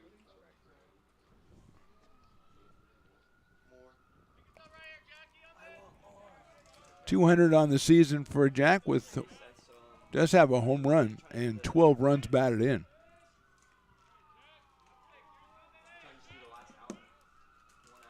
Breaking ball misses outside. He's ahead in the count 1-0. He's followed by Robert Perry, the catcher. So more hitting for Pernetti, who finished 0 for 3, the strikeout, a couple of ground outs. That's high in the air to left center field, hit pretty well. Babada is on the trail, and it is out of here. Jack Moore with the 2-run home run, pinch hit 2-run home run, makes this 11-6 in favor of the Beavers. Abid scores ahead of him. Moore with his 2nd home run of the season. And it's suddenly a little bit closer, hit 11-6. And Robert Perry will be the hitter. So credit to the Hawks for pushing the right buttons there, bringing up Jack Moore as the pinch hitter and Abid as a pinch hitter. Both pinch hitters in the inning, 2 for 2 with 2 runs. That's outside from Morrell. And 2 runs driven in. 2nd home run of the game for the Hawks as Griffin Harrison hit one out in the 3rd inning. Popped up right side. Tatum's going to give chase. Looks like Willie might have room. Makes the catch for the out. So 2 runs on 2 hits. We go to the bottom of the 8th. Beavers still on top, 11-6. When it comes to your home's maintenance and repairs, Jeffers Resource Group has you covered. Our handyman services offer a comprehensive range of expertise, from minor carpentry to drywall, electrical and flooring for property managers, landlords, and renters alike. We ensure that every job is completed to the highest standards, so you can have peace of mind. Contact us today to discover how Jeffers Resource Group can help keep your home in top shape.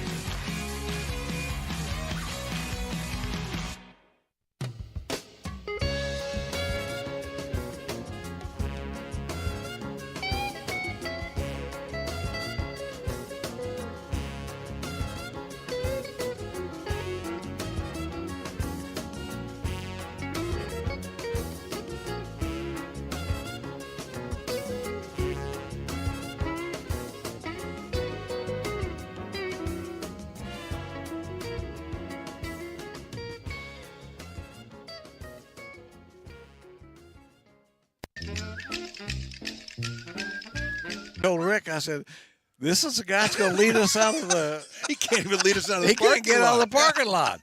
So we just moments ago, a rhubarb, a brouhaha between Mr. Reynolds, the great Jerry Reynolds, and the great Mr. Basketball. They always wear He something dresses different. He has his suit on and stuff. So, Yeah. so it's like, hey, fans, I'm different. Yeah. You know, I'm the man. Well, see, so. yeah.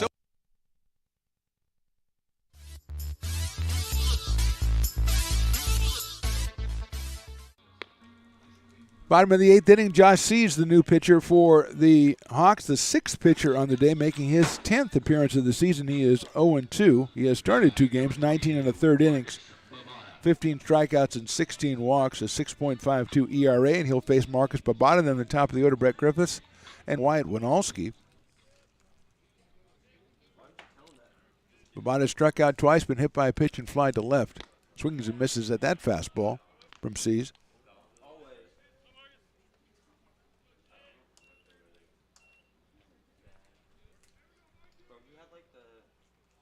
Sails high and outside for a ball. Evens it up at 1-1. Josh Sees is a sophomore out of Galena High School in Reno, Nevada. Inside for a ball, which I believe is another state. So I don't know if the rules, I don't know if the stats that he put up there counting in California. You've got to check them at the border when they wave you through because you don't have any fruit. Swing and a miss, 2-2. They still do that. I haven't been to Nevada in so long. They still wave, and no one ever checks. They don't even ask you, do you have any fruit or anything? No, I don't. Nobody asked me. Outside for a ball. Maybe they just look at me and go, that guy's not getting anything healthy. I'll check him for cheeseburgers or something. That's true. I forgot about that. Popped up out of play. They check everybody for weapons, but they just wave me through. Like, come on. Come on, that guy. He's got a Pez dispenser or something, knows how to use it. Outside. Nice job by Babada to get the base on balls. And that'll bring up Brett Griffiths. And after this half inning, we will talk to Stones McCoy. I don't know why, but we will because I decided we were going to 2 innings ago, and I keep forgetting. I check out my service dog buddy down the front row, and he looks so happy and just kind of hanging out and stuff. Brett Griffiths has singled 4 times and been hit by a pitch, which is a nice day if you can have it. Singled and scored in the first, was hit by a pitch and scored in the 5th. Drove in a run also in the first. Takes the breaking ball and fouls it off. Good-looking pitch by Seas. Put him ahead of the count. No balls and 1 strike. Freitas started, then Villanueva, DeChain, Lockhart, Castle, and now Seas. 11-6 here. We are in the bottom of the 8th inning. That's in the dirt. Nice block by Perry on an outside pitch. Evens it up at 1-1. Kudos to the Hawks for having enough pitchers they can warm somebody else up too. And that's our embarrassment of riches. If you pitch 6 guys and have another guy you can warm up. Fastball, good-looking pitch. Got past Griffiths, and not much does these days. 1 ball and 2 strikes.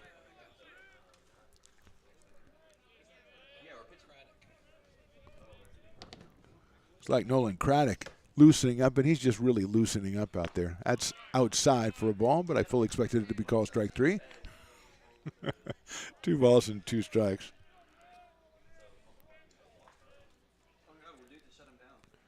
Good lead at first by Babada.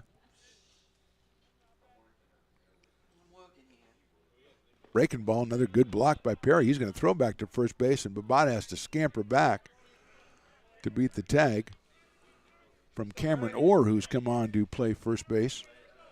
I think Abid has gone out to play left field.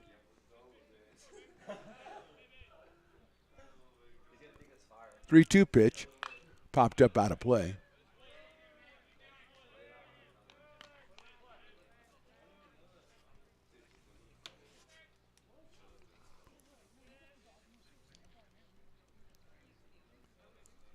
To the full count pitch again with Babada leading off of first.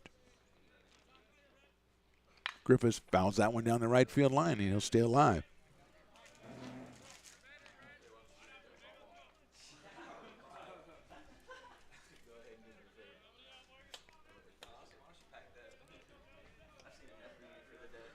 Full count again to Brett. Line drive, that's into left field. That's another base hit. That's 5 for Brett in this one. Babada thought about trying to get to third, but Abid comes up with it and throws it in. 5 hits and 6 times on base for Brett Griffiths, and I think that's what a leadoff man is supposed to do, although, I don't know that much about the game, but it seems like a good idea. Staying at second is Babada. Here's Wyatt Winalski. And we don't have Wyatt Winalski. Nick Golden's going to come up to the plate to bat for Wyatt.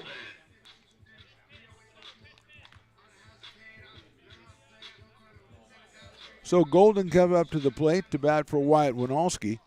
And Nick has dropped down a few bunts in his day, so I kind of expect us to see him drop one down. And so does Corey Williams at third, who moves in. And at first is Cameron Orr. Even Stones McCoy thinks it might be a bunt, and he knows a lot about baseball, he keeps telling me. Golden is a freshman out of El Camino High School. Here's the pitch. He doesn't show bunt, and it's high and outside. 1-0. I am not pushing the right buttons today. Every time I think something's going to happen, it doesn't happen. Normal people would just stop saying it, but not me. I'll just keep being wrong. 1-0 on Nick Golden.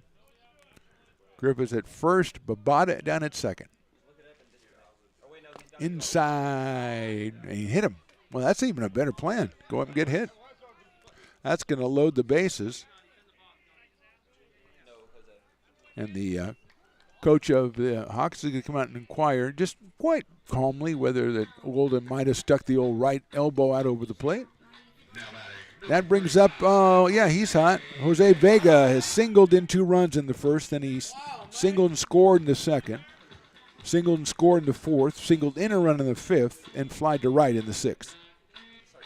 He's got the bases loaded. He's got nobody out here, and the Beavers trying to put a capper on this one. They lead 11-6. Hawks bring the infield in against Vega. Jose takes a fastball outside for a ball, 1-0.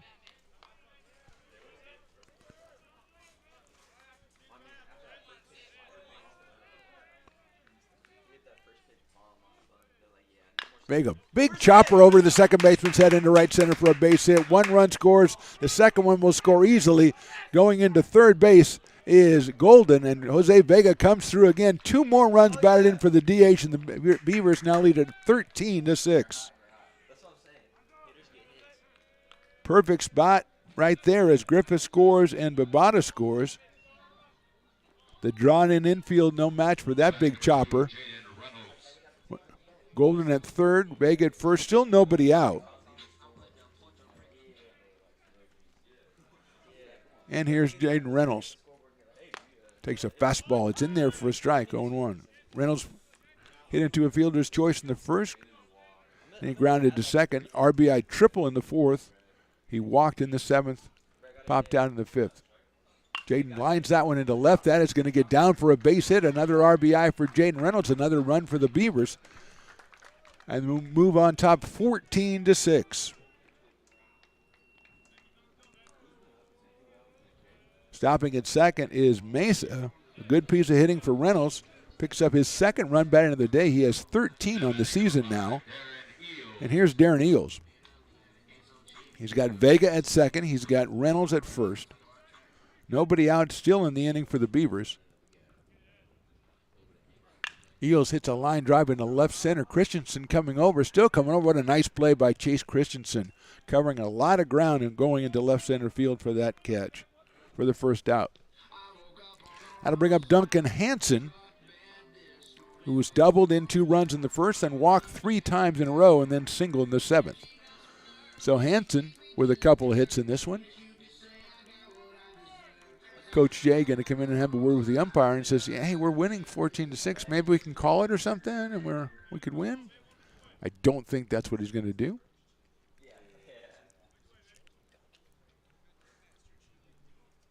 Maybe he's, we'll see. Maybe Duncan's going to get a break here, and we'll bring in a pinch hitter for Hansen, but we're speculating here.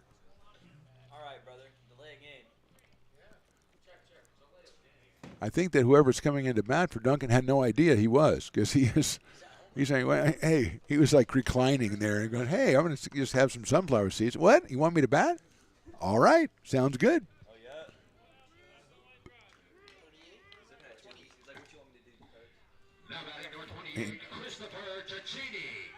So Caccini going to bat. Chris Caccini comes on to hit for Hansen. He's got runners at first and second. Takes a fastball in there for a strike. Chris Caccini hitting for Hansen here in the 8th inning. Duncan was 2 for 2. Scored twice, drove in 2. So a very productive day for the sophomore catcher. Fouled out of play by Cicchini. Danny Gallego is on deck.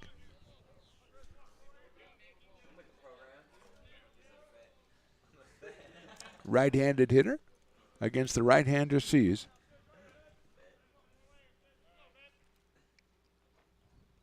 Outside with a fastball. 1-2. 3 runs in for the Beavers here in the 8th. They lead at 14-6.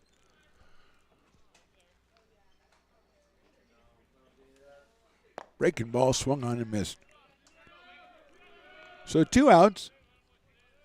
And Danny Gallego will be the hitter.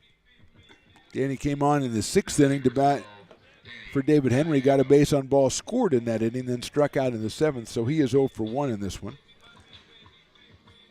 He's got Vega at second base. He's got Reynolds over at first. Pops it up right side. Right fielder coming in, second baseman going out. It's going to be the right fielder making the catch for the 3rd out. So 3 runs on 3 hits. They leave a couple. We go to the top of the 9th inning. Beavers trying to nail this one down. They lead 14-6. Here at Super Taco, we specialize in authentic Mexican food. One of the reasons we are different from other places is that we make everything from scratch. You get a great value when you come here, large portions and quality food.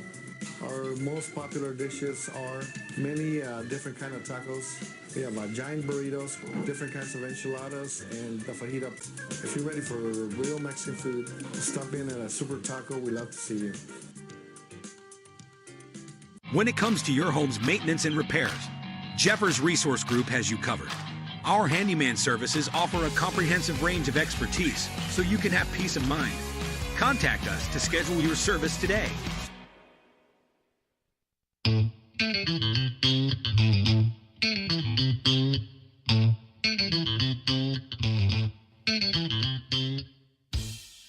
Oh, I love baking. I've been doing it my whole life. Grateful Bread was started because I needed the job.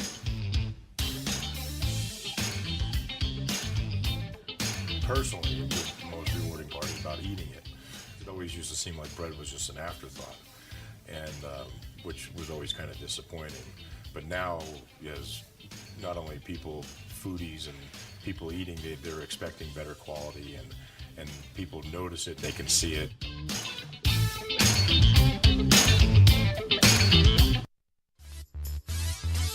Top of the 9th inning, trying to nail this one down for Tyler Moore. It is 14-6. It is Joey Garrienti coming in to pitch.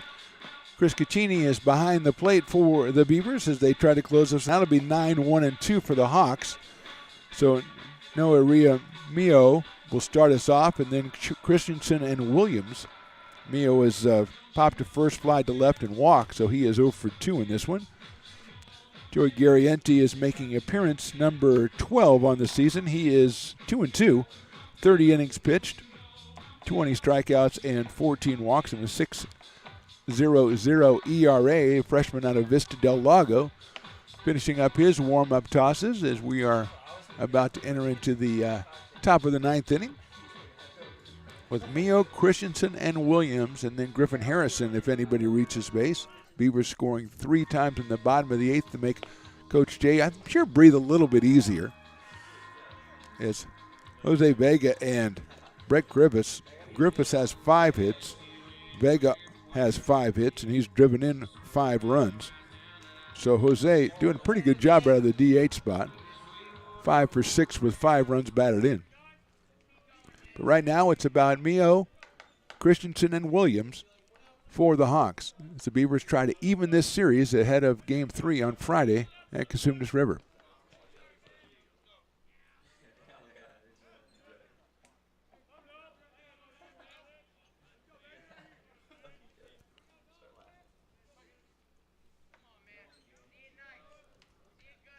Garrienti ready to go. And that, I think, hit the umpire on the helmet. Man, he's checking out his own helmet.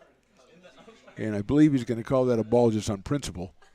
I would. It looked like a ball anyway, but even if it wasn't, I would call it a ball. Hopefully he is okay, and I don't blame him for taking a minute. Take a second here and make sure he's okay as the trainer's going to come out. Beavers will finish this series Friday at Cosumnes River, as we said. Then next week we've got a couple at home in the 3-game series against Sac City. They come in Tuesday at 2 o'clock and Friday at 2 o'clock. And I believe we'll have both those games for you right here on ARC Athletics or Stones Radio Network's YouTube. We urge you to subscribe to both, to one at least, but actually we'd like you to do both. I want to jump those numbers up. I mean, we've got, a lot of subscribers want to make it just a little bit more, get to the next plateau, make Stones McCoy happy, which is not easy to do. 1-0 now as the umpire is back in there. That is a ball. 2-0. I guess after the ball hits you in the helmet, you're not looking to ring the next pitch up. 2-0. So everybody's even now. That is high for a ball, 3-0. Mio walked his last time up. 0 for 2 so far. Top of the order to follow with Chase Christensen. Fastball is in there for a call strike, 3-1.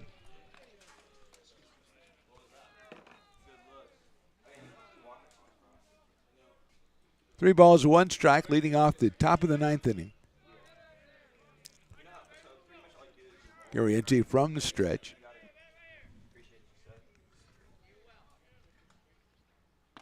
Inside for a ball, he walked him. So Mio goes down to first base, and Chase Christensen will be the hitter. The center fielder struck out, been hit by a pitch, grounded to third, and hit into a fielder's choice. So he is 0 for 3 in this one so far. Came in at 310, had a couple hits in yesterday's Hawks win. Scored a couple of runs in that one as well. Willie Tatum's not going to hold the runner on at first base.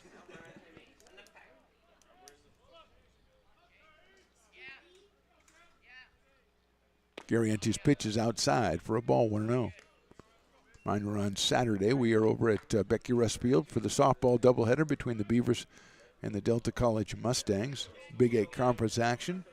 I think the Beavers are 4th place right now. I believe San Joaquin is either 2nd or 3rd in the Big 8 conference. So a big matchup, doubleheader. That's in the dirt, gets past Ichini, and going down to second base on the wild pitch will be the runner Mio. Chris suddenly has to follow that ball all the way over almost to the Beavers dugout before he can find it and get it back to Joey Gariente.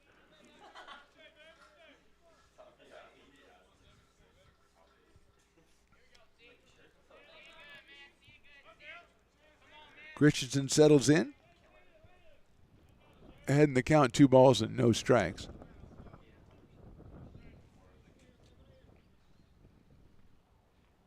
That's right down the middle for a strike, 2-1.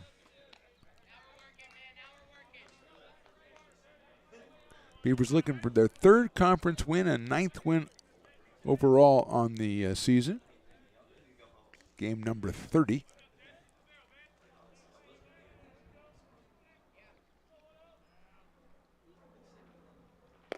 That's down low for a ball, so it's 3-1. On Christensen. Corey Williams, the third baseman, to follow.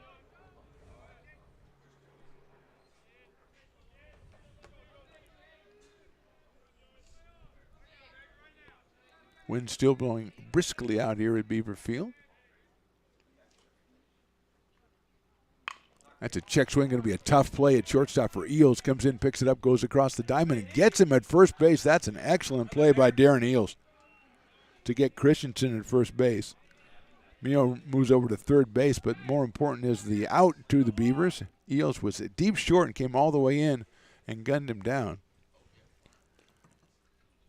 Gariente talking to Willie Tatum and also involved the umpire. I'm an expert on body language. I'm not even going to hazard a guess on what that was all about. I don't think there was anything close. Sometimes there's a close play over at first base and maybe the feet get tangled or something, but that did not look to be the case. Corey Williams, the hitter. Flied to center, struck out, flied to center again, and then was hit by a pitch. So he is 0 for 3 in this one. 3-14 coming in.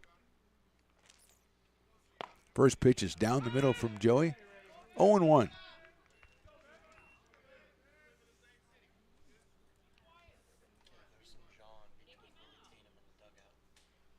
So what I'm getting from my people is that Willie Tatum at first base and the dugout of the Hawks might be having a little, a little byplay, so to speak, and the umpire was right over there at the time, so maybe that's what that was about.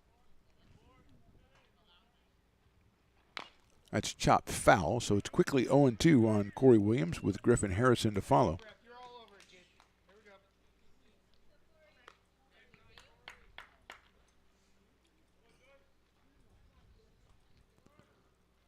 Williams with a home run, 23 batted in. Hawks have 2 home runs in this game. Harrison and the pinch hitter Jack Moore.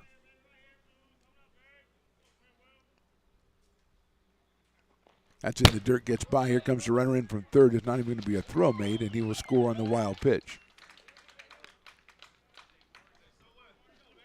So 14-7 now in favor of the Beavers. 1-2 count on Corey Williams with Griffin Harrison to follow. Tyler Moore started with the first 7 innings. Jake Morrell came on and worked the 8th inning. And Garrienti in here to try to close it out for Coach Jay and the Beavers.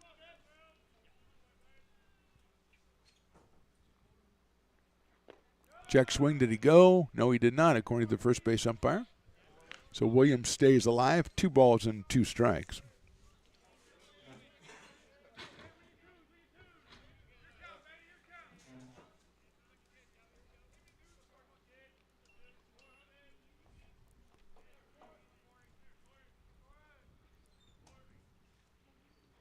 That's foul back to the screen, so go again at 2-2.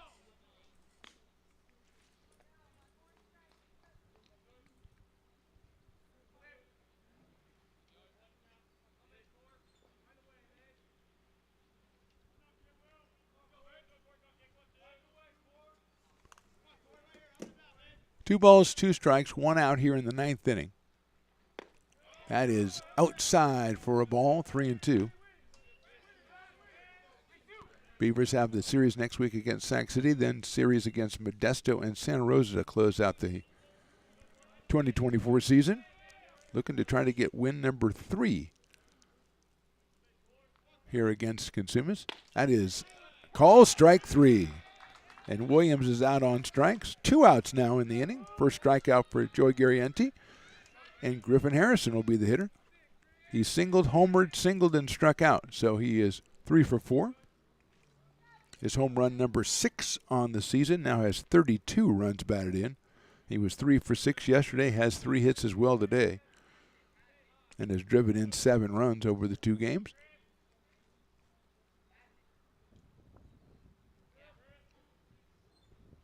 Takes that one down low.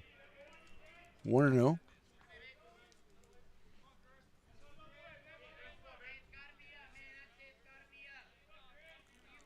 Right-hander against right-hander. Outfield deep and slightly around to the left for Harrison. Takes outside. Noah Cantor on deck, the designated hitter.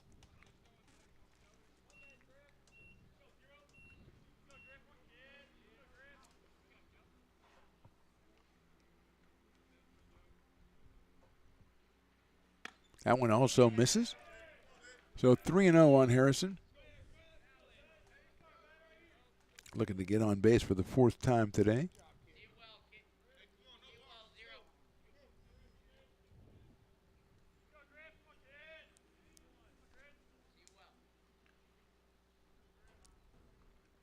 That's high and inside. Harrison gets the 4-pitch walk. Second walk issued by Garrienti here in the 9th. He goes down to first base, and Noah Cantor will be the hitter, the DH. Sitting on a pair of flyouts to right field and a pair of strikeouts. So no 0 for 4 in this one, hitting at 260. Does have 3 home runs on the season, and if he strikes out or flies to right, that's a full house.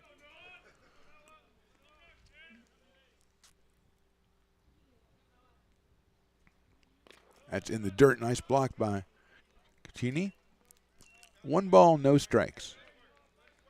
Actually got him sort of invited to poker night the other day. Say, anyone poker night? I panicked.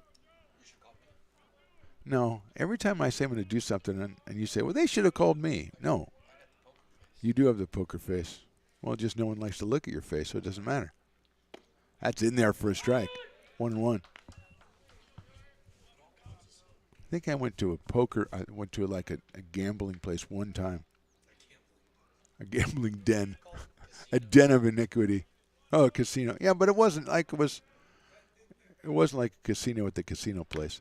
There's a chopper down the third base line into the dugout area. 1 ball and 2 strikes.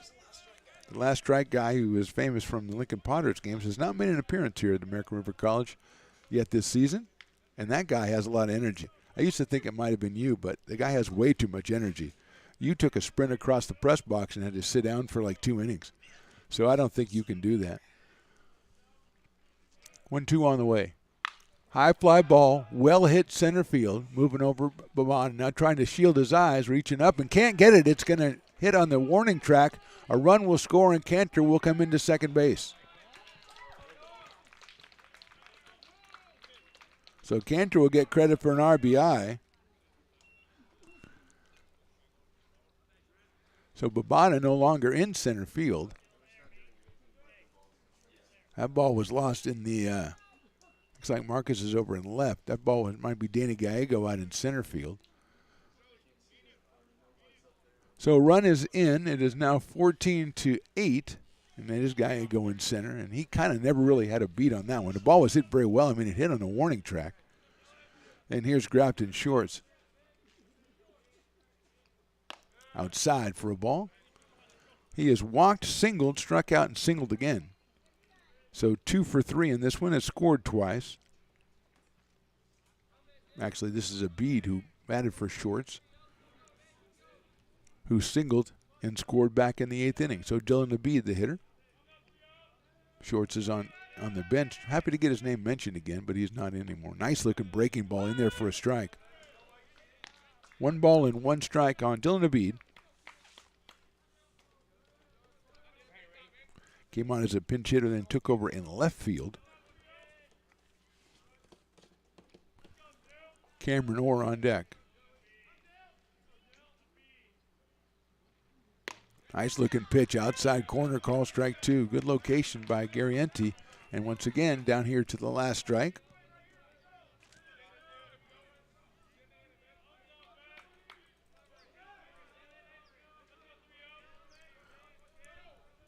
One and 2 now.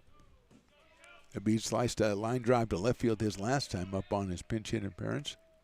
Hits it sharply to the right second. Reynolds backhands it over to first, a little high, but Willie Tatum brings it in. The Beavers have grabbed the W. Garrienti gives up 2 runs in the final inning. Our final score, the Beavers 14 and the Hawks 8. Even the series at 1. Game 3 will be on Friday at 2 o'clock on the road at Cosumnes. And Stones McCoy, I never let you do your 7th inning stretch, and so I'm going to let you do a little post game. All right. Let's turn the clock back 3 hours to at the beginning of the game and what you were asking for, and did you get it? Absolutely. You got really nice pitching today. I mean, Tyler Moore doing yeoman's work out there, going 7 strong.